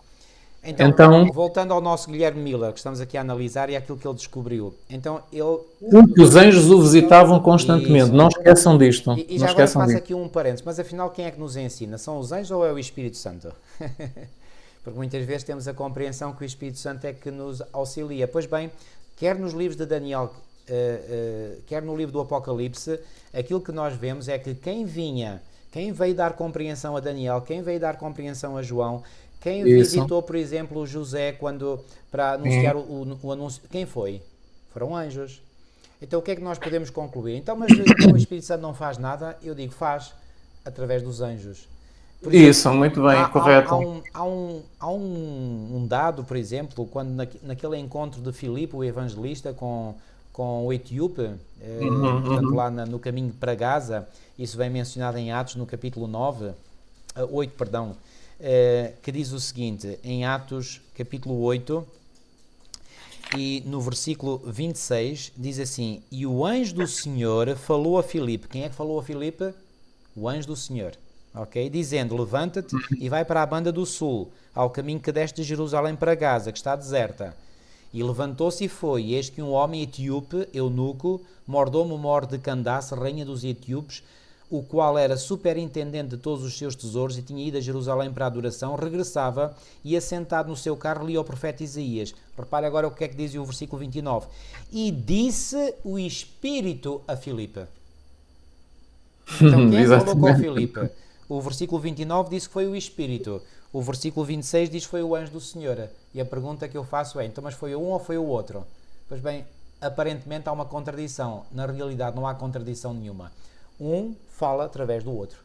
Foi o Espírito de Deus que falou através do anjo. E na verdade, quando nós olhamos... Com Deus, o trabalho é um trabalho em equipa. E quando um faz, é como se os outros fizessem. Portanto, é esta linguagem que cria alguma confusão na mente de alguns leitores da Bíblia. E isto não tem que criar confusão nenhuma. Exatamente, não tem que criar, não. É como, por exemplo, vamos imaginar a seguinte situação. Eu dou isto como analogia. Imaginem um embaixador de um país noutro país. Vou supor, por exemplo, o embaixador de Portugal em França. Quando o governo de Portugal quer fazer contactos diplomáticos com o governo francês, o que é que faz? Serve-se do seu embaixador. E quando o embaixador, comissionado pelo governo de Portugal, vai ter contactos diplomáticos com o governo de França, eu pergunto, é o governo de Portugal que está a falar com o governo de França? É, mas através de quem? Através do seu embaixador. Então, reparem, não há aqui contradição. Portanto, o Espírito de Deus fala, mas fala através dos seus embaixadores, que são os anjos. Porque os anjos estão sob o comando do Espírito Santo.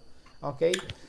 Isto, eu creio, e agora aqui faço um parênteses, eu creio que ajuda a explicar, e há muitas pessoas que fazem confusão, porque é que, sendo o Espírito Santo uma pessoa, e nós, adventistas do sétimo dia, acreditamos que o Espírito Santo é uma pessoa divina, assim como é Jesus Cristo e assim como é o Pai, como é que uma pessoa, se é uma pessoa, ok, pode estar simultaneamente em várias partes do mundo?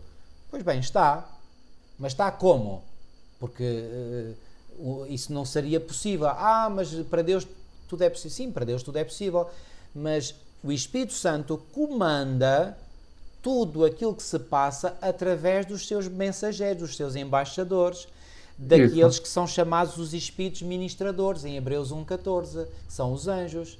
Esses anjos que Jacó viu num sonho, subindo e descendo numa suposta escada, não é? Ou seja, há um contacto permanente entre o céu e a terra nos anjos. Ou seja, são os anjos que levam as nossas orações ao trono do Pai, são os anjos que depois vêm com as respostas do Pai para nós. Ou seja, os anjos estão constantemente subindo e descendo, enfim, usando esta expressão.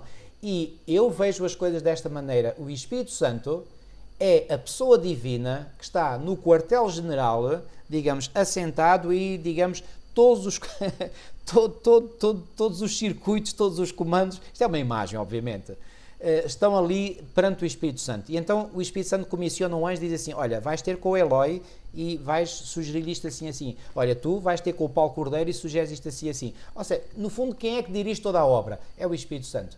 Mas como é que a obra é executada? Através dos anjos. Então, quem é que ensinou estes profetas a compreender o que compreenderam? Quando o apóstolo Pedro diz que homens foram inspirados pelo Espírito Santo. Sim, foi o Espírito Santo. Mas quem é que falou na prática? Quem é que executou essa obra na prática? Foram anjos. Então estão a ver, o anjo do Senhor a falar ou o Espírito, na linguagem bíblica é sinónimo, é a mesma coisa. E quando os anjos vêm, eles vêm cheios do Espírito Santo, não é? E esse Espírito Santo que eles têm também o comunicam às pessoas, portanto, bom, mas agora... já agora um outro dado, irmão, sabe que Ellen White diz que, portanto, quando nós lemos, por exemplo, em Gênesis, no capítulo 7, que... deixe-me ver aqui, portanto, que foi quando fala aqui, portanto, da porta da arca que se fechou, não é? Gênesis 7,16, e os que entraram, macho e fêmea de toda a carne entraram como Deus lhe tinha ordenado, e o Senhor o fechou por fora. E no livro História da Esperança, página 50, diz assim, um anjo desceu do céu e ele fechou a maciça porta exterior. Por ordem de Deus, então, enviado por Deus, é como se Deus tivesse feito o trabalho através do anjo. Na Bíblia diz que foi o Senhor que fechou a porta. Ela diz que foi um anjo. O Senhor fechou através do anjo. Há contradição? Claro que não há contradição. Não. É o anjo, mas sob as ordens de quem? Sob as ordens do Senhor. Isso, portanto, exatamente. é o Senhor que fecha, porque é Ele que deu a ordem. É isso mesmo, exatamente. Estão a ver? Ok. Bom, fechando então, irmãos, é assim, portanto, o que nós temos que entender é Jesus Cristo, para despertar a Igreja do século XIX, dirigiu a mente de Guilherme Miller para um texto do Antigo Testamento, na profecia de Daniel. Certo. É aqui que nós temos que entender. Sim. Os anjos, o Espírito de Deus dirigiu a mente de Guilherme Miller para Daniel, capítulo 8, versículo 14. E é aqui que a mente dele começou a trabalhar. Portanto, e os anjos começaram a abrir a mente dele para a compreensão de Daniel, capítulo 8, versículo 14. Muito bem. E ele começou a entender a ligação também entre o capítulo 8 de Daniel e o capítulo 9 de Daniel. E quando ele entendeu a ligação entre o capítulo 8 e o capítulo 9 de Daniel, ele começou a entender, portanto, a interpretação correta de Daniel 8:14, não é? Então aí a mente dele foi aberta para entender. O que é que ele também começou a entender? Que Deus lhe mostrou que há um tempo para tudo. Deus tem um calendário. Deus tem um calendário. E há tempos proféticos. Há tempos que têm um princípio e têm um fim. E ele começou a entender isso tudo com a ajuda dos anjos a trabalharem na mente dele. O que é que ele viu? Por exemplo, em Marcos, capítulo 1, versículo 15, ele viu que a Bíblia diz: o tempo está cumprido e o reino de Deus está próximo. Não é essa a instrução que Jesus Cristo deu aos discípulos para ser pregado? E a pergunta é: que tempo é que estava cumprido? Que tempo é este que está cumprido e o reino de Deus está próximo? O tempo de Daniel, o tempo profético mencionado em Daniel das 70 semanas. Isso mesmo. Portanto, o que é que estava cumprido? Era o tempo mencionado em Daniel, capítulo 9, as 70 semanas. Que 70 semanas são estas? É 70 setes. O que é 70 setes? 70 vezes 7 são 49. Exatamente, são os 490 anos dados de oportunidade ao povo judeu. Bem, uma segunda oportunidade. São os 490 anos de oportunidade dados ao povo judeu. Ele entendeu isto. Portanto, e quando Jesus disse para pregarem, para os discípulos pregarem, o tempo está cumprido, significava que os 490 anos estão-se a aproximar do seu fim. O reino da graça está próximo. O reino da graça está próximo, que começaria quando Jesus desse a sua vida na cruz do Calvário. Portanto, mas pronto, o Miller entendeu que há uma cronologia, há um tempo, há um calendário de Deus, o tempo está cumprido, então, mas há tempos que se cumprem. E depois ele leu em Gálatas capítulo 4, versículo 4, vindo a plenitude dos tempos, Deus enviou o seu Filho. Ele começou a ver, então, mas tem que se alcançar uma plenitude de tempos para que coisas aconteçam segundo o plano de Deus. Então ele compreendeu que há um calendário, há profecias, há cronologias. Isso é tão lindo. Isto é lindo, isto é bonito. E depois ele entendeu em Romanos, ele leu Romanos, os anjos levaram a mente dele para Romanos capítulo 5, versículo 6, que diz: Cristo, a seu devido tempo, morreu pelos ímpios. Ou seja, quando veio o tempo apropriado é que Cristo veio morrer pelos ímpios na cruz. Não foi num tempo qualquer. Foi num tempo qualquer, é no tempo apropriado. E as duas palavras que aparecem nestes 3 versículos é Cronos e Kairos. Portanto, Cronos é o tempo profético, é uma contagem, começa aqui, conta-se e vai dar aqui, é o Cronos. E o Kairos é uma ocasião específica para acontecer algo. É um tempo escolhido por Deus para que algo aconteça, não é? Então, estas duas palavras são usadas nestes versículos e noutros do Novo Testamento. Ele começou a entender isto, que é um Cronos, não é? E segundo este contado. Um Cronos é um tempo contado. Aliás, é da palavra tempo cronos, contado, que vem a palavra cronologia, cronómetro. Exatamente. Portanto, é uma contagem. Exatamente. Muito bem, muito bem. Então, ele começou a entender isto, e depois ele foi então para Daniel 8:14 e leu: até 2300 tardes e manhãs e o santuário será purificado. Então, como naquela época o protestantismo tinha aceito ideias erradas acerca do que era o santuário, porque a verdade do santuário tinha-se perdido ao longo dos séculos. A verdade sobre o santuário só tinha-se perdido. No mundo protestante no século XIX, acreditava-se que o santuário era a terra. E quando ele leu: o santuário será purificado, então quer dizer que a terra seria purificada. Vai ser purificada como? Pelo fogo da segunda vinda de Cristo. Portanto, era assim que eles entendiam e que eles entenderam. E é assim que eles pregaram. No entanto, cumpriu-se os planos de Deus, porque eles pregaram o tempo certo. Ou seja, os 2300 anos iriam parar em 1843, 1844. Então, o tempo estava correto. Não deixa de ser interessante. Ou seja, a cronologia estava correta, exatamente. Agora, não deixa de ser interessante que o erro de Miller, ele cometeu esse erro porque ele se baseou numa concepção popular que era errónea, ou seja, que não tinha fundamento na palavra de Deus. Não tinha fundamento na palavra de Deus isso. Sabe o que é que isto nos ensina, amigos? Nós podemos conhecer muitas verdades da palavra de Deus. Se há algo que não tem fundamento na palavra de Deus e que se imiscui no todo, vai dar problema. E deu problema com o Guilherme Miller. Ok?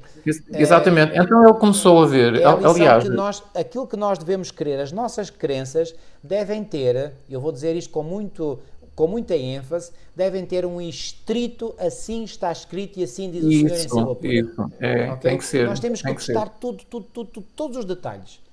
E vou-vos dizer, a compreensão profética que a Igreja Adventista do Sétimo Dia tem hoje sobre as profecias, irmãos, eu vou-vos dizer, eu já aqui vos disse anteriormente, isto foi testado tudo ao pormenor, ao detalhe, ao ínfimo detalhe. Ok? Portanto, porque já houve pessoas que se opuseram, que lançaram críticas, etc., que puseram em causa, mesmo do próprio interior. Já falámos aqui, por exemplo, do Dr. Desmond Fora, que pôs em causa o princípio de Ahand, que pôs em causa a profecia das 2300 tardes e manhãs, que pôs em causa a interpretação da ponta pequena, pôs uma série de coisas em causa. Nós, perante essa crise que ele suscitou, pois bem, a Igreja reuniu um conjunto de teólogos, de pastores e administradores e foram estudar estes assuntos a fundo e produziram 7 livros, os chamados livros da coleção Darcom, Daniel and Revelation Committee, que são, digamos, o suprassumo da teologia adventista. Irmãos, não há nada na nossa interpretação profética que hoje não tenha sido rigorosamente escrutinado e levado à lupa, a ser analisado à lupa. A nossa compreensão profética, digo-vos isto com toda a certeza, com toda a convicção, porque eu próprio já empreendi esse estudo. Eu sei que há pessoas que às vezes têm receio de afirmar coisas que nós, como igreja, dizemos, porque dizem, não têm bem a certeza se isso é verdade. Irmãos, tenham a verdade, tenham a certeza total de que a nossa interpretação, a interpretação adventista do sétimo dia é corretíssima. E se têm dúvidas, estudem, peguem nos livros de teólogos, estudem por vós mesmos, vejam, sejam honestos, façam a investigação, não tenham receio. Eu, pessoalmente, já cheguei a uma conclusão e esta conclusão ninguém me tira. Eu não tenho nenhum receio de proclamar a mensagem profética desta igreja, porque eu tenho a certeza absoluta, e quando é absoluta é 100,000%. Tenho a certeza absoluta de que esta mensagem é uma mensagem que está devidamente, solidamente fundamentada na palavra de Deus. Não tenho a menor dúvida. E atenção que eu já fui exposto a muitas críticas, eu já fui exposto a muitas outras interpretações. Irmãos, eu não estou convicto nisto apenas porque eu quero estar convicto. Não. Irmãos, é dos estudos mais profundos que eu já empreendi. Dou graças a Deus por o ter feito. Agradeço muito a Ele por me ter ajudado a compreender a fundo. Não há volta a dar. O conceito interpretativo, o modelo interpretativo adventista do sétimo dia é irrepreensível, é intocável, é inquebrantável. Posso dizer com toda a certeza. Agora, havia um problema na mente de Miller, quando é que terminam estes 2300 anos? Pois. Que, segundo ele, seria, portanto, o ano da segunda vinda de Jesus Cristo. Ele, para isso, tinha que saber o princípio dos 2300 anos mencionados em Daniel 8,14. E ele descobriu a resposta em Daniel capítulo 9, no capítulo seguinte de Daniel.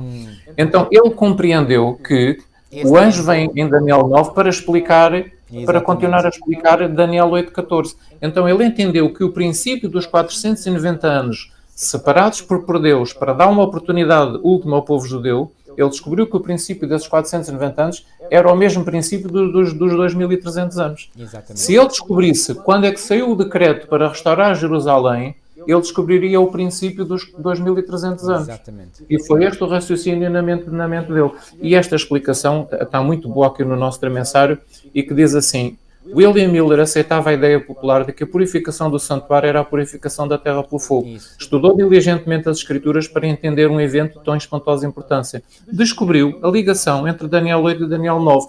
Em Daniel 8, o anjo foi instruído a dar a entender a Daniel a visão. Isso. Daniel 8:16. No fim do capítulo 8, a única porção de toda a visão de Daniel, do capítulo 8, que ficou inexplicada, Daniel 8:27, foi a parte relativa aos 2300 dias, ou anos, dias proféticos, são 2300 anos. Mais tarde, o anjo voltou, no capítulo 9 de Daniel. Já agora deixa-me dizer-vos que há uma medeia, entre o capítulo 8 e o capítulo 9 de Daniel, há uma medeiam 13 anos. Ou seja, Muito O bem. anjo só veio explicar a Daniel, no 13 anos capítulo depois. 9 da Profecia das 70 Semanas, 13 anos depois de ter dado a visão É. dos 2300 dias proféticos, ou 2300 anos, no capítulo 8, Daniel 8:14. E a pergunta, Deus esperou 13 anos para dar a e a explicação. pergunta que naturalmente se coloca é porquê? Pois bem, não entramos nesse. Isso, Deus não sabe, vamos agora, é? não As temos tempo para razões, isso. mas daí podemos retirar uma grande lição para nós. É que muitas vezes Deus não nos dá a compreensão total logo de uma vez. E não dá Isso. porquê? Eu tenho uma resposta para isso. Porque nós não estamos preparados para receber. Sim. E provavelmente Daniel não estaria preparado para receber logo. Então Deus atrasou, digamos, de 13 anos a explicação dessa. Não era toda a profecia de Daniel 8, não. Era só a de uma parte do final, específica que dizia respeito à visão da tarde e da manhã. Okay? Dos 2300 Porque quando, tarde por da exemplo, manhã, em Daniel 8, já agora, 8:14. irmão, se me permite, eu vou dar aqui uma breve explicação muito sucinta.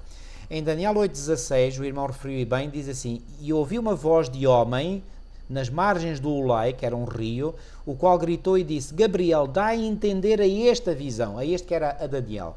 Quem era este Gabriel? Gabriel é o nome de um anjo, ok? Então foi Gabriel, como eu disse há pouco, que veio explicar a Daniel a visão. E então, diz assim o versículo 17: E veio perto de onde eu estava, e vindo ele fiquei assombrado, e caí sobre o meu rosto, mas ele me disse: Entende, filho do homem, porque esta visão se realizará no fim do tempo. E depois, eis que te farei saber, versículo 19, o que há de acontecer no último tempo da ira, porque ela se exercerá no determinado tempo do fim. Aquele carneiro que viste, com duas pontas, são os reis da Média e da Pérsia. Então eu pergunto, o anjo Gabriel explicou ou não explicou o significado do carneiro? Explicou. Mais, versículo 21, mas o bode peludo é o rei da Grécia. Explicou ou não explicou o significado do bode que Daniel tinha visto em visão? Explicou o significado do carneiro, explicou o significado do bode. Mas explicou o significado, diz aqui, o ter sido quebrada, portanto tinha entre os olhos uma ponta grande, portanto o bode peludo, e o ter sido que é o primeiro rei, diz o versículo, a última parte do versículo 21, versículo 22, o ter sido quebrada, levantando-se 4 em lugar dela, significa que 4 reinos se levantarão da mesma nação, mas não com a força dela. Exato. Tudo isto foi detalhadamente explicado Isso. pelo anjo Agora, Gabriel. qual era o problema? O problema é o verso 27, Daniel 8:27. E aqui no Porque verso Daniel... 27, exatamente, diz: E eu, Daniel, enfraqueci, estive enfermo alguns dias, então levantei-me e tratei dos negócios do rei e espantei-me acerca da visão e não havia quem entendesse. Pronto, Mas ok, não havia quem A entendesse. maior parte da visão tinha sido explicada. Isso. Então, passaram-se 13 anos e Jesus manda o anjo, não é, Isso. para falar com ele, e está relatado o que é que o anjo lhe explicou 13 anos mais tarde no capítulo 9 de Daniel. Isso. Então, o que é que nós encontramos aqui? Continua o nosso comentário da lição, está muito bem feito, está muito resumido, por isso é que eu estou a usar. Diz assim, mais tarde o anjo voltou a encontrar-se com Daniel e declarou: Daniel, agora saí para fazer-te entender o sentido. Onde é que isto está escrito? Capítulo 9, Daniel, versículo 22. Certo. Então, o que é que isto quer dizer? O 8:27, Daniel 8:27 diz: não havia quem entendesse a visão. Agora passamos para o capítulo 9, versículo 22 e diz: agora vim fazer-te entender o sentido. Ele não entendia em Daniel 8:27. Agora em Daniel 9:22 o anjo vem para fazê-lo entender aquilo que ele não entendeu 13 anos antes. Irmão, e há aqui particularidades do texto muito significativas. E que são o seguinte, por exemplo, quando em Daniel 8:27 ele diz: espantava-me com a visão e não havia quem entendesse, o verbo aqui foi traduzido por entendesse, é o verbo bin. E é exatamente esse mesmo verbo que é usado em Daniel 9:22, quando o anjo Muito diz bom. a Daniel: Daniel, agora saí para fazer entender o sentido. É o mesmo verbo, bin. Bin. Exatamente. Como que para dizer, o anjo agora vem para explicar a Daniel aquilo que ele não tinha entendido lá atrás. Isso, E o que é muito que ele bem. não tinha entendido? Repito, isto é muito importante. O anjo tinha-lhe explicado o que era o carneiro, explicou-lhe o que era o bode, explicou qual era o Era só a grande do cronologia. bode, O que ele não depois entendeu os 4 foi- chifres do... Explicou-lhe isso tudo em detalhe. Como é que Isso. Daniel poderia dizer que não tinha entendido isso? Não, ele entendeu isso. O que é que ele não tinha entendido? Aquilo que, reparem, diz no versículo 26 do capítulo 8. A visão da tarde e da manhã que foi dita é verdadeira. Tu, porém, preserva a visão porque se refere a dias ainda muito distantes. Ou seja, o que é que o anjo disse? Olha, a visão que tu viste da tarde e da manhã é verdadeira. Só disse isto, não disse mais nada. Bom, e Daniel ficou, ok, eu sei que é verdadeira, mas eu não a entendo. Não a entendo. E quando ele diz não havia quem entendesse, sabem o que é que eu presumo destas palavras de Daniel? Ele certamente partilhou Com os seus 3 companheiros. Exatamente, isso mesmo, isso mesmo. É, Assim como isso. ele tinha partilhado com os 3 companheiros, a Cris tinha vivido no início da sua estadia em Babilónia. Isso. Quando o rei Nabucodonosor tinha tido aquele sonho e não havia sábio lá em Babilónia que conseguisse explicar. Já agora, ele em relação... esse problema, ou seja, essa dificuldade com os seus companheiros. Ele aqui também deve ter chegado junto de Misael, Azarias e Ananias, Misael e Azarias e ter-lhes dito, olha, o Senhor me revelou esta visão, mas olha, eu não percebo esta parte, porque ela nem sequer me foi explicada. Já agora, vocês conseguem entender? E eles disseram, olha Daniel, também não entendemos. É isso. Já agora um outro pormenor para nós entendermos que se está a referir à mesma coisa, ao mesmo problema. O irmão falou no verbo bin, e há uma outra característica que mostra que realmente que era o Azon do Maré. A mesma coisa.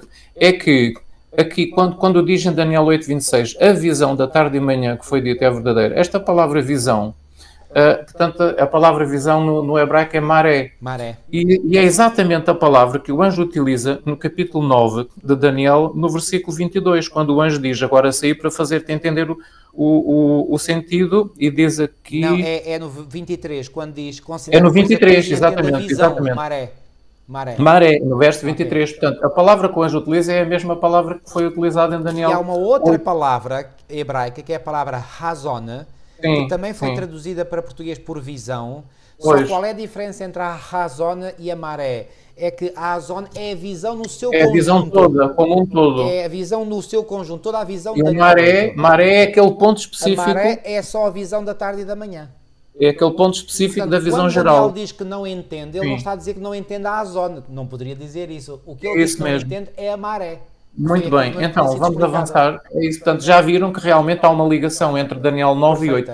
E Guilherme Miller, guiado por Deus, ele viu que Daniel 9 é a explicação de Daniel 8:14, que fala nas 2300 tardes e manhãs. Então, e o anjo diz, eu agora saí para fazer-te entender o sentido. Daniel 9:22. Isto foi para o ajudar a compreender os 2300 dias. Depois de pedir a Daniel, toma, pois, bem sentido na palavra e entenda a visão, disse o anjo a Daniel, no versículo 23, Daniel 9:23, o anjo disse, toma, pois, bem sentido e entenda a visão, entenda a maré, que era o nome dado à visão em Daniel, portanto, no capítulo 8, versículo 26 e 27, o anjo diz, 70 semanas, 77 estão determinadas sobre o teu povo, ou seja, 490 anos estão determinados por Deus. Destes 2300 anos, já Deus agora, separou. Está aqui uma outra tradução que não é muito feliz, que é a tradução determinadas. A palavra hebraica é a palavra shatak, e shatak significa literalmente cortadas, separadas. Reparem, eu quando era criança, eu lembro-me que a minha mãe era costureira e ela muitas vezes ia lá a uma loja onde se vendia tecido, não é? Então, essa loja tinha prateleiras, não é? Nessas prateleiras estavam rolos de tecidos. E a minha mãe às vezes dizia, olha, mostra aquele tecido ali, pronto, o que ela achava mais bonito, e então se cortava nesses rolos e punha em cima do balcão. E a minha mãe via, etc. Olha, vou levar esta. Então dizia, olha, corte-me aí, por favor, 2 metros ou 3 metros. O que é que o senhor fazia? Desenrolava uma parte do tecido do rolo e quando tinha 1 metro grande de madeira... e media, portanto, a quantidade de tecido que a minha mãe queria e depois pegava numa tesoura grande, que estava lá em cima do balcão, e com essa tesoura ele cortava. Ora, só se pode cortar 2 metros ou 3 metros de uma peça que tenha mais metros do que 2 ou 3 metros. Na visão dos 2300 metros de um rolo só tem 1 metro. Okay. Exato, e está tão bem explicada, esta nota está muito bem explicada, por isso eu estou a usar o só se pode tirar um tempo menor de um tempo maior. Exatamente.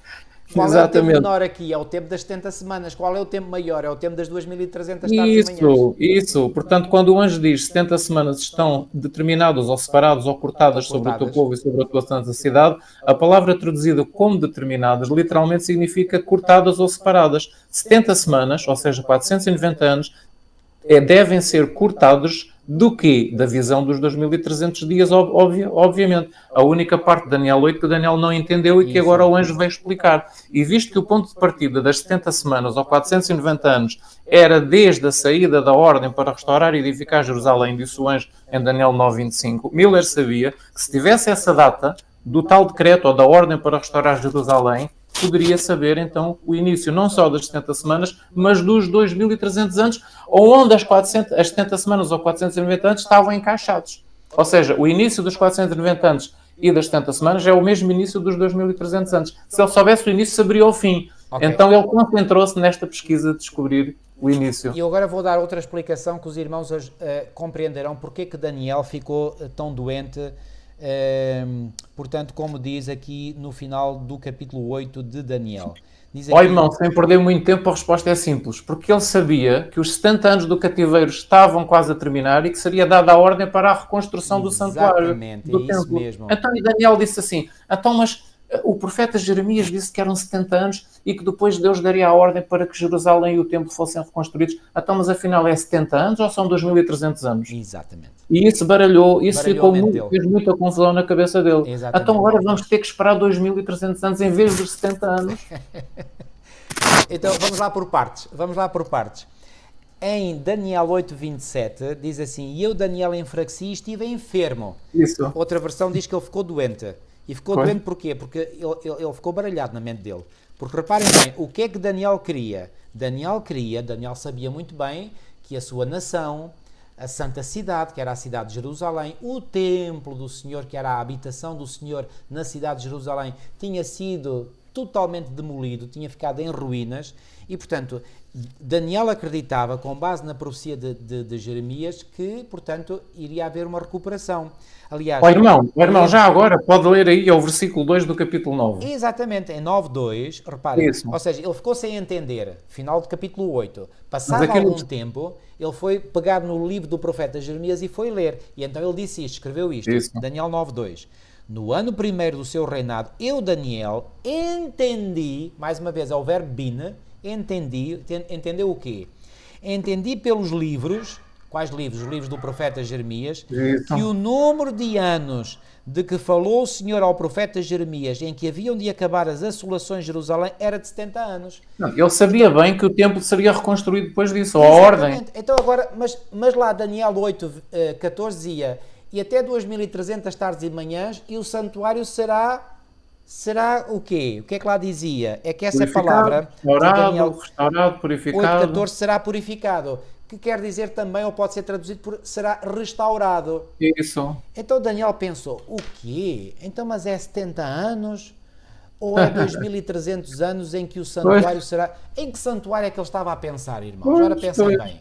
No santuário de Jerusalém, obviamente, no santuário terrestre, mas a visão de Daniel 8:14 referia-se a qual santuário? Ao santuário celestial, que será restaurado com o apagamento dos pecados do seu povo quando se der o término do processo do plano da salvação. Então, o que é que Daniel ficou baralhado? Ele ficou baralhado, ele disse, não, eu não percebo, é 70 anos ou é... E reparem, se não se aplicasse o princípio de Ana à profecia de Daniel 8:14, sabem quanto tempo é que isso daria? Dava 6 anos, 3 meses e quaisquer dias. Eu pergunto, será que Daniel ficava assim tão doente ao saber que o santuário em Jerusalém ia ser restaurado passado 6 anos e 3 meses? É óbvio que não. Porquê que ele ficou doente? Porque ele entendeu esse tempo como sendo um tempo profético. Ora, se era um tempo profético, eram 2300 anos literais. Muito bom esse raciocínio. E foi por isso que ele ficou doente. Isso mesmo. Porque se tivesse entendido como um tempo literal, não tinha ficado doente. Ele teria dado saltos de contente. Estão a ver, irmãos? É isso mesmo. Portanto, não há volta a dar. Portanto, os nossos inimigos tentam dizer, o princípio de ano, bababá, bababá. Não, não é bababá nada. É assim mesmo. Tem que se aplicar o princípio de ano. Mas os evangélicos conservadores aplicam o princípio de ano para a interpretação, fazem uma interpretação errónea da profecia das 70 semanas, mas num ponto eles estão certos. Eles aplicam o princípio de ano à interpretação das profecias das 70 semanas. De Daniel 9, exatamente. E eles dizem que houve 69 semanas, já se cumpriram lá no passado, entretanto há um interregno, há um gap em inglês, há um gap, aí é que há falha, e finalmente, no tempo do fim, a 70ª semana vai-se cumprir. Não, nas profecias cronológicas bíblicas não há gap nenhum, não há nenhum interregno. É tudo seguido, cumpre-se tudo seguido. Okay? Exatamente. Portanto, então, avançando para quinta-feira, que é o último dia da nossa lição, o que é que Guilherme Miller descobre? Descobre então o início dos 490 anos, ou das 70 semanas de Daniel 9, que é o mesmo início dos 2300 tardes e manhãs, ou 2300 anos de Daniel 8:14. Portanto, ele descobriu o início e ele ficou feliz, porque sabendo o início, abriu ao fim. Quando é que os 2300 anos terminariam? Exatamente. Não é? E isso é o tema da lição de quinta-feira. Então ele descobriu o Já agora, término. irmãos, deixe-me dizer aqui outra coisa. Este ano 457, isto foi outra dúvida que eu tive na minha mente. Será que a data 457 é fidedigna? Pois bem, na esmagadora maioria dos eruditos que conhecem o livro de Daniel, eles dizem que esta data ou é 458 ou é 457. Atenção, estou a falar de eruditos católicos, protestantes, adventistas. Ou 457 ou 458. Reparem, a disparidade entre eruditos não é de 5 anos ou 10 anos. Não. De um ano apenas. É porque está bem, é porque está bem descrito o decreto para restaurar Jerusalém no 7º ano do rei Artaxerxes. Exatamente. E por sabe-se ser o com 7º registros ano, históricos. Portanto, está bem datado. O 7º ano de Artaxerxes, em que saiu o decreto, está bem datado na história. Onde é que está este 7º ano de Artaxerxes? Em Esdras, capítulo 7. Isso, Reparem, exatamente. os livros de Esdras e Neemias são livros pós-exílicos, ou seja, Exato. após o exílio em Babilónia. Eles não vêm na sequência cronológica, na ordem em que estão aqui apresentados no Antigo Testamento. Não, a sequência dos livros não é uma sequência cronológica, ok? Penso que os irmãos sabem isto. Portanto, no livro de Esdras, capítulo 7, vem lá mencionado o 7º ano do rei Artaxerxes, como sendo o ano em que ele emitiu o tal decreto a permitir a reconstrução da cidade de Jerusalém e do templo. Há registros históricos muito fidedignos e, portanto, a única dúvida é se é 458 ou 457. Mas, afinando ainda mais a pesquisas, sendo mais específicos, indo a cálculos astronómicos, Isso. as dúvidas ficaram completamente sanadas. Sim, é e, isso, portanto, se exatamente. descobriu que foi no outono do ano 457 a.C. Ora, somando ao ano 457 a.C., 483 anos, vamos parar ao ano 26. Mas atenção, um outro dado, isto foi o que levou, por exemplo, Guilherme Miller a pensar inicialmente a data de 1843. Não se conta o ano zero. Ele não sabia da questão do ano zero. É que o calendário antes de Cristo conecta-se ao calendário depois de Cristo sem zero pelo meio. Ou seja, passa-se do ano menos 4 ao ano menos 3, depois do ano menos 3 ao ano menos 2 antes de Cristo, depois do ano menos 2 ao ano menos 1, e depois do ano menos 1 não se passa ao zero, passa-se ao ano 1 da era cristã. Exatamente. Porque não há ano zero, como não há no conjunto dos números reais. Então o que é que acontece? Tem que se saltar 1, tem que se adicionar 1. Então, adicionando 1 dá 26, mais 1, 27. O que é que ocorreu no ano 27 da era cristã, depois de Cristo? Pois bem, no outono do ano 27, Jesus foi batizado por João Batista no Rio Jordão. E foi tal assim como estava descrito na profecia de Daniel 9, do capítulo 9 de Daniel. Precisão matemática. O Messias seria ungido. Exatamente. Ungido com o Espírito Santo no dia do seu batismo. No meio da semana, qual semana? Da 70ª semana, ou seja, da última semana das 70 semanas, Isso. No meio da semana, quanto é que é meio de 7 dias? Ora, o meio de 7 é 3,5. Então, 3 dias e meio proféticos dá 3 anos e meio. Agora contem. Outono do ano 27, um ano depois chegamos ao outono do ano 28. Mais um ano chegamos ao outono do ano 29. Mais outro ano, 3 anos, chegamos ao outono do ano 30. Mais meio ano chegamos à primavera do ano 31. O que é que ocorreu na primavera do ano 31? Jesus morreu. Exatamente. O sacrifício foi tirado, porque o sistema sacrificial no santuário em Jerusalém terminou com o rasgar do véu. Mas depois, faltava ainda 3 anos e meio depois, agora contemos, mais meio ano, primavera 31, mais meio ano dá outono 31, meio ano, depois outono 32, outono 33, outono 34. O que é que ocorreu no outono do ano 34? A nação judaica finalmente foi rejeitada quando o Sinédrio, o órgão deliberativo máximo da nação, decidiu condenar à morte Estevão, que era uma grande testemunha do cristianismo. E não só. O versículo de Atos que fala na morte de Estevão, nos versículos a seguir diz que nesse dia começou uma grande perseguição à igreja cristã. Ou seja, eles selaram a sua rejeição de Cristo, e passaram a perseguir os cristãos. Portanto, não foi só a morte de Estevão, é que começou uma grande perseguição à igreja em Jerusalém. Tanto assim que a igreja foi dispersa para outros países, foi dispersa para outras zonas. Ou seja, Deus ainda permitiu que aqueles 3 anos e meio, ou seja, a segunda metade da 70ª semana, fosse um tempo em que a missão estivesse a crescer dentro de Israel, ok? A partir desse momento, quando Israel como nação rejeitou o Messias, então o Senhor disse, pronto, acabou. terminou, reparem, a segunda oportunidade, que foi os 490 anos que Deus deu a Israel, terminaram. Então agora o Senhor estende a missão da Igreja para todos os povos. E aí a Igreja começa a crescer nos povos à volta. Muito bem, então temos 2300 anos. Se tiramos 490, começando a contar do princípio, tirando 490, sobram quantos? 1810. Para chegar a 2300 anos. 1810. 1810. E contando 1810 a contar do ano 34 da nossa era, vai parar onde? Ao ano 1844. E aí Guilherme Miller entendeu que algo realmente grandioso estava para acontecer em outubro de 1844. Exatamente, não é? exatamente. E foi aí que ele ganhou um grande entusiasmo. Exatamente. E agora havia uma luta dentro dele. O que é que eu faço? Prego isto, ensino isto, espalho isto, esta ideia que eu descobri que Deus me deu, ou fico quietinho no meu lugar? E Deus fez com que ele espalhasse a verdade. Portanto, já agora, irmãos, uma última prova de que esta interpretação está correta. Bom, a primeira, e bem mencionado no trimensário, é que esta profecia das 70 semanas de Daniel 9 é a chave de interpretação para a profecia de Daniel 8:14. E a profecia das 70 semanas tem Jesus Cristo e o seu ministério no centro dessa profecia. No centro da profecia. Ou seja, é o próprio Cristo que é o garante dessa profecia. Okay? Isso mesmo. Portanto, atestou, ou seja, o tempo da primeira vinda de Cristo atesta a validade da data de 1844. Este é um argumento irrefutável. Outro argumento, para mim, que é absolutamente irrefutável também, enfim, não com tanta força, mas é um argumento pelo peso das evidências, é que o ano 1844, na história mundial, aconteceu muita coisa significativa nesse ano. Muita coisa. Eu vou-vos mostrar aqui uma coisa. Então, irmãos, houve vários acontecimentos que ocorreram à volta de 1844. Por exemplo, foi ali à volta de 1844 que surgiu a teoria da evolução, que veio a marcar a maior parte do século XIX e entrou pelo século XX. É verdade que Charles Darwin publicou o seu livro em 1859, A Origem das Espécies, mas a teoria estava formulada em 1844. Foi em 1844, descobri isto uma vez num livro na Biblioteca de Colões, onde eu fiz o meu curso de Teologia, que foi publicado o Manifesto do Partido Comunista, portanto, que fez avançar o marxismo. E mais tarde eu descobri também, foi em 1844, olhem aqui, conforme podem ver por este selo que aqui está, foi criada a Associação Americana de Psiquiatria.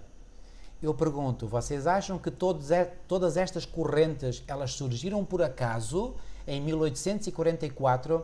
Irmãos, não foi por acaso.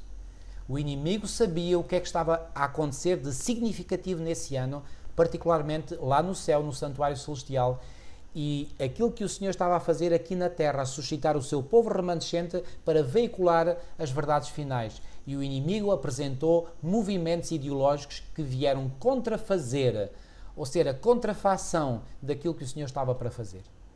Amigos, não há a menor das menores dúvidas. Aconteceu muita coisa à volta de 1844 que mostra que este ano foi um ano muito significativo. E porquê que foi significativo? Porque é um ano profético. E só é um ano profético se for interpretado conforme o modelo de interpretação que nós acabamos de partilhar convosco. É tão simples quanto isto. Ok, irmão, eu sei que quer partilhar mais alguma coisa e partilha então para nós. Agora, há aqui um texto muito importante que, portanto, que é partilhado connosco na lição de sexta-feira e que ajuda a esclarecer alguma coisa. Então eu vou ler. É o segundo texto de Ellen White que aparece aqui na lição de sexta-feira e que diz assim.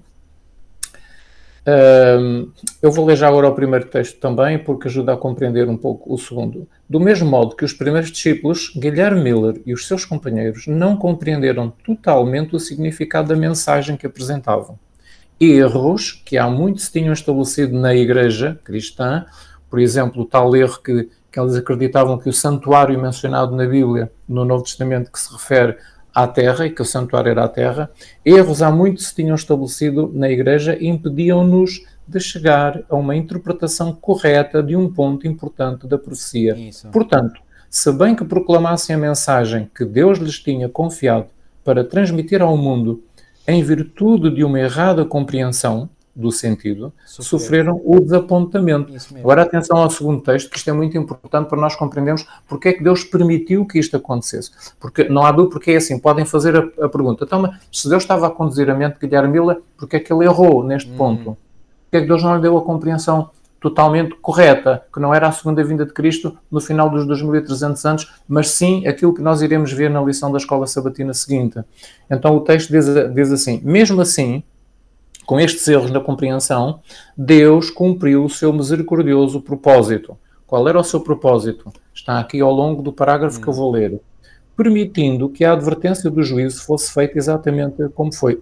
Deus cumpriu o seu propósito misericordioso, permitindo que a advertência do juízo final, que Jesus viria para julgar o mundo, fosse feita exatamente como foi.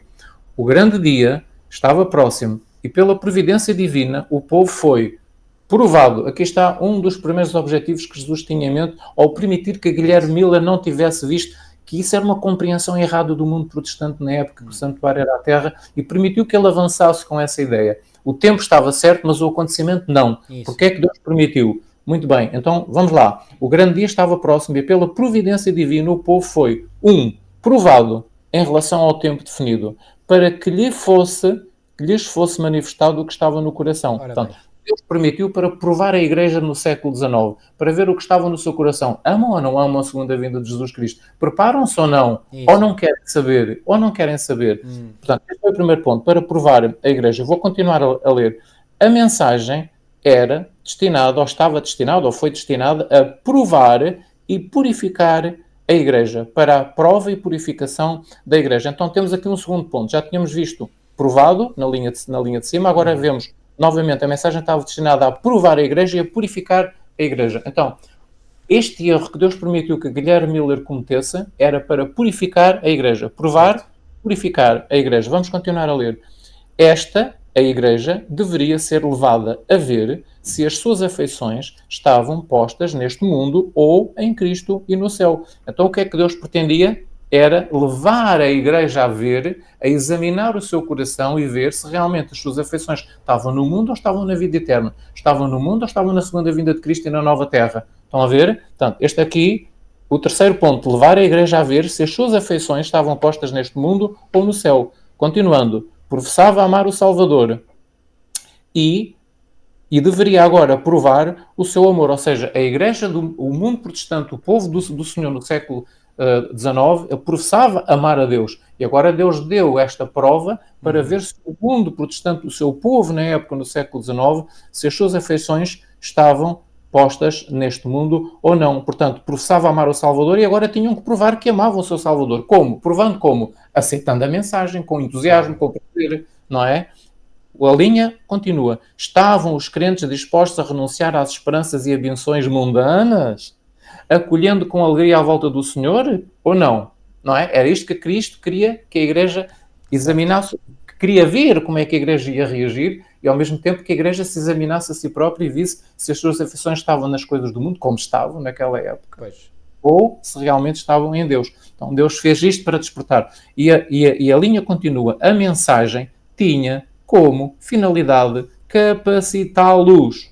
Quem? O povo do Senhor, a Igreja do Senhor, o mundo protestante na época, para se aperceberem do seu verdadeiro estado espiritual. Então, o que é que Deus permitiu o erro? Com respeito ao que é que significava o santuário purificado. Porquê é que o Senhor permitiu isto? Para capacitar a Igreja para se aperceber do seu verdadeiro estado espiritual. Foi enviada misericordiosamente a fim de os despertar para que procurassem o Senhor com arrependimento e humilhação. Então, estão aqui várias palavras-chave que mostram porque é que o Senhor permitiu este erro. Para provar a Igreja, para purificar a Igreja, para levar a Igreja a ver onde estavam as suas afeições, para provar o seu amor por Deus, para capacitá-los a perceberem-se do seu verdadeiro estado espiritual e para os despertar a fim de que procurassem o Senhor com arrependimento, porque eles realmente teriam que ver que não estavam bem espiritualmente. Exatamente. E digo-vos uma coisa, irmãos, hoje a Igreja do Senhor está a atravessar exatamente este problema que o povo do Senhor tinha no século XIX. A Igreja do Senhor hoje está a atravessar exatamente uma situação idêntica. E para o mesmo problema, a mesma solução. Assim como a solução para aquele tempo em que a Igreja estava em crise foi uma prova, qual será a solução do Senhor para o tempo em que a Igreja hoje está mal? A mesma prova. Igualzinho. Portanto, não há nada de novo debaixo do sol. É isso mesmo. Portanto, que o Senhor nos ajude a tomar estes exemplos do passado para nós hoje e para nós... E assim como a aceitação ou não da grande verdade da volta de Cristo foi a prova para a Igreja no início do século XIX. A Isso. grande prova para a Igreja no tempo do fim é em torno do quarto mandamento. Da aceitação do Exatamente, verdadeiro dia exatamente. de repouso ou não. Os homens vão decretar, têm que guardar o domingo, senão serão presos, serão multados, os vossos bens serão confiscados e, por fim, morrerão. E eu Então, estou nós convencido... temos que, ou é o sábado do 7º dia, ou é o primeiro dia da semana, o domingo. Exatamente. Eu estou convencido, irmão e irmãos, oxalá eu estivesse enganado, eu gostaria muito de estar enganado, mas eu estou convencido que muitos, a sua fé será tão fraca, e hoje é tempo de nós fortalecermos a nossa fé, a fé de muitos estará tão fraca que quando vier a crise, o que é que acontecerá? Muitos dirão, Deus sabe que eu tenho que cuidar da minha família, Deus sabe que eu tenho que providenciar alimento para a minha família. É claro que Deus sabe tudo isso. Mas Deus quer que o façamos sem desprezar os seus mandamentos. Ou seja, Deus prova e Deus diz assim, ok, tu tens a possibilidade de trabalhar ou não trabalhar ao sábado, porque a pressão vai ser muita. Muitos vão dizer, olha, é assim, se tu queres manter o teu emprego, vais ter que trabalhar ao sábado, porque agora toda a gente está a trabalhar ao sábado. Aliás, já hoje está a acontecer, mas ainda vai ser com mais veemência, com mais força. E então, aqueles que, por exemplo, estão numa empresa ou não trabalhavam ao sábado, de repente muda a disposição e agora tem que trabalhar ao sábado. E então a pessoa pensa assim, o que é que eu faço? Trabalho ao sábado ou não trabalho? Mas Deus sabe que eu tenho que garantir o sustento da minha família. Pois sabe. E é por isso que isso dá legitimidade para eu desobedecer à lei de Deus? Não dá. E aqui é que se vai testar quem é que está realmente pelo Senhor ou não. Irmãos, que Deus nos abençoe, que Deus nos dê força, porque não vai ser fácil, vai ser muito duro. A igreja vai ser testada, muitos vão cair nesse teste. Oxalá que não seja o caso nem comigo, nem com o irmão Eloy, nem com nenhum de vós. Exato. E assim como em meados do século XIX apenas um grupo pequeno resistiu ou aguentou ou ficou até ao final, portanto, como resultado da mensagem que o Senhor enviou da segunda vinda de Cristo para 1844, também agora no final poucos restarão, um remanescente apenas restará do povo, daquilo que é atualmente o povo do Senhor, verdade, não é? É verdade. É triste essa realidade, mas é verdade. Porque Ellen White diz que uma classe numerosa nos abandonará. Ora, uma classe numerosa quer dizer que é a maioria. Infelizmente esta é a realidade. Irmãos, ficamos hoje por aqui, vamos terminar com uma oração. Nosso querido e amado Pai que estás nos céus, muito obrigado, Senhor, por nos teres ajudado a compreender através da Tua Palavra, através de uma interpretação coerente da Tua Palavra, interpretação essa que Tu providenciaste à mente de Guilherme Miller no passado e que providencias a nós hoje também, através do esclarecimento adicional que enviaste através da Tua serva, a quem suscitaste para um ministério profético nestes últimos dias da história deste mundo, através de muitos elementos da história que nós temos hoje à nossa disposição. Não há dúvida nenhuma, Senhor, que nós hoje estamos a viver um tempo em tudo semelhante ao tempo que caracterizou a Tua Igreja, o Teu povo, no início do século XIX.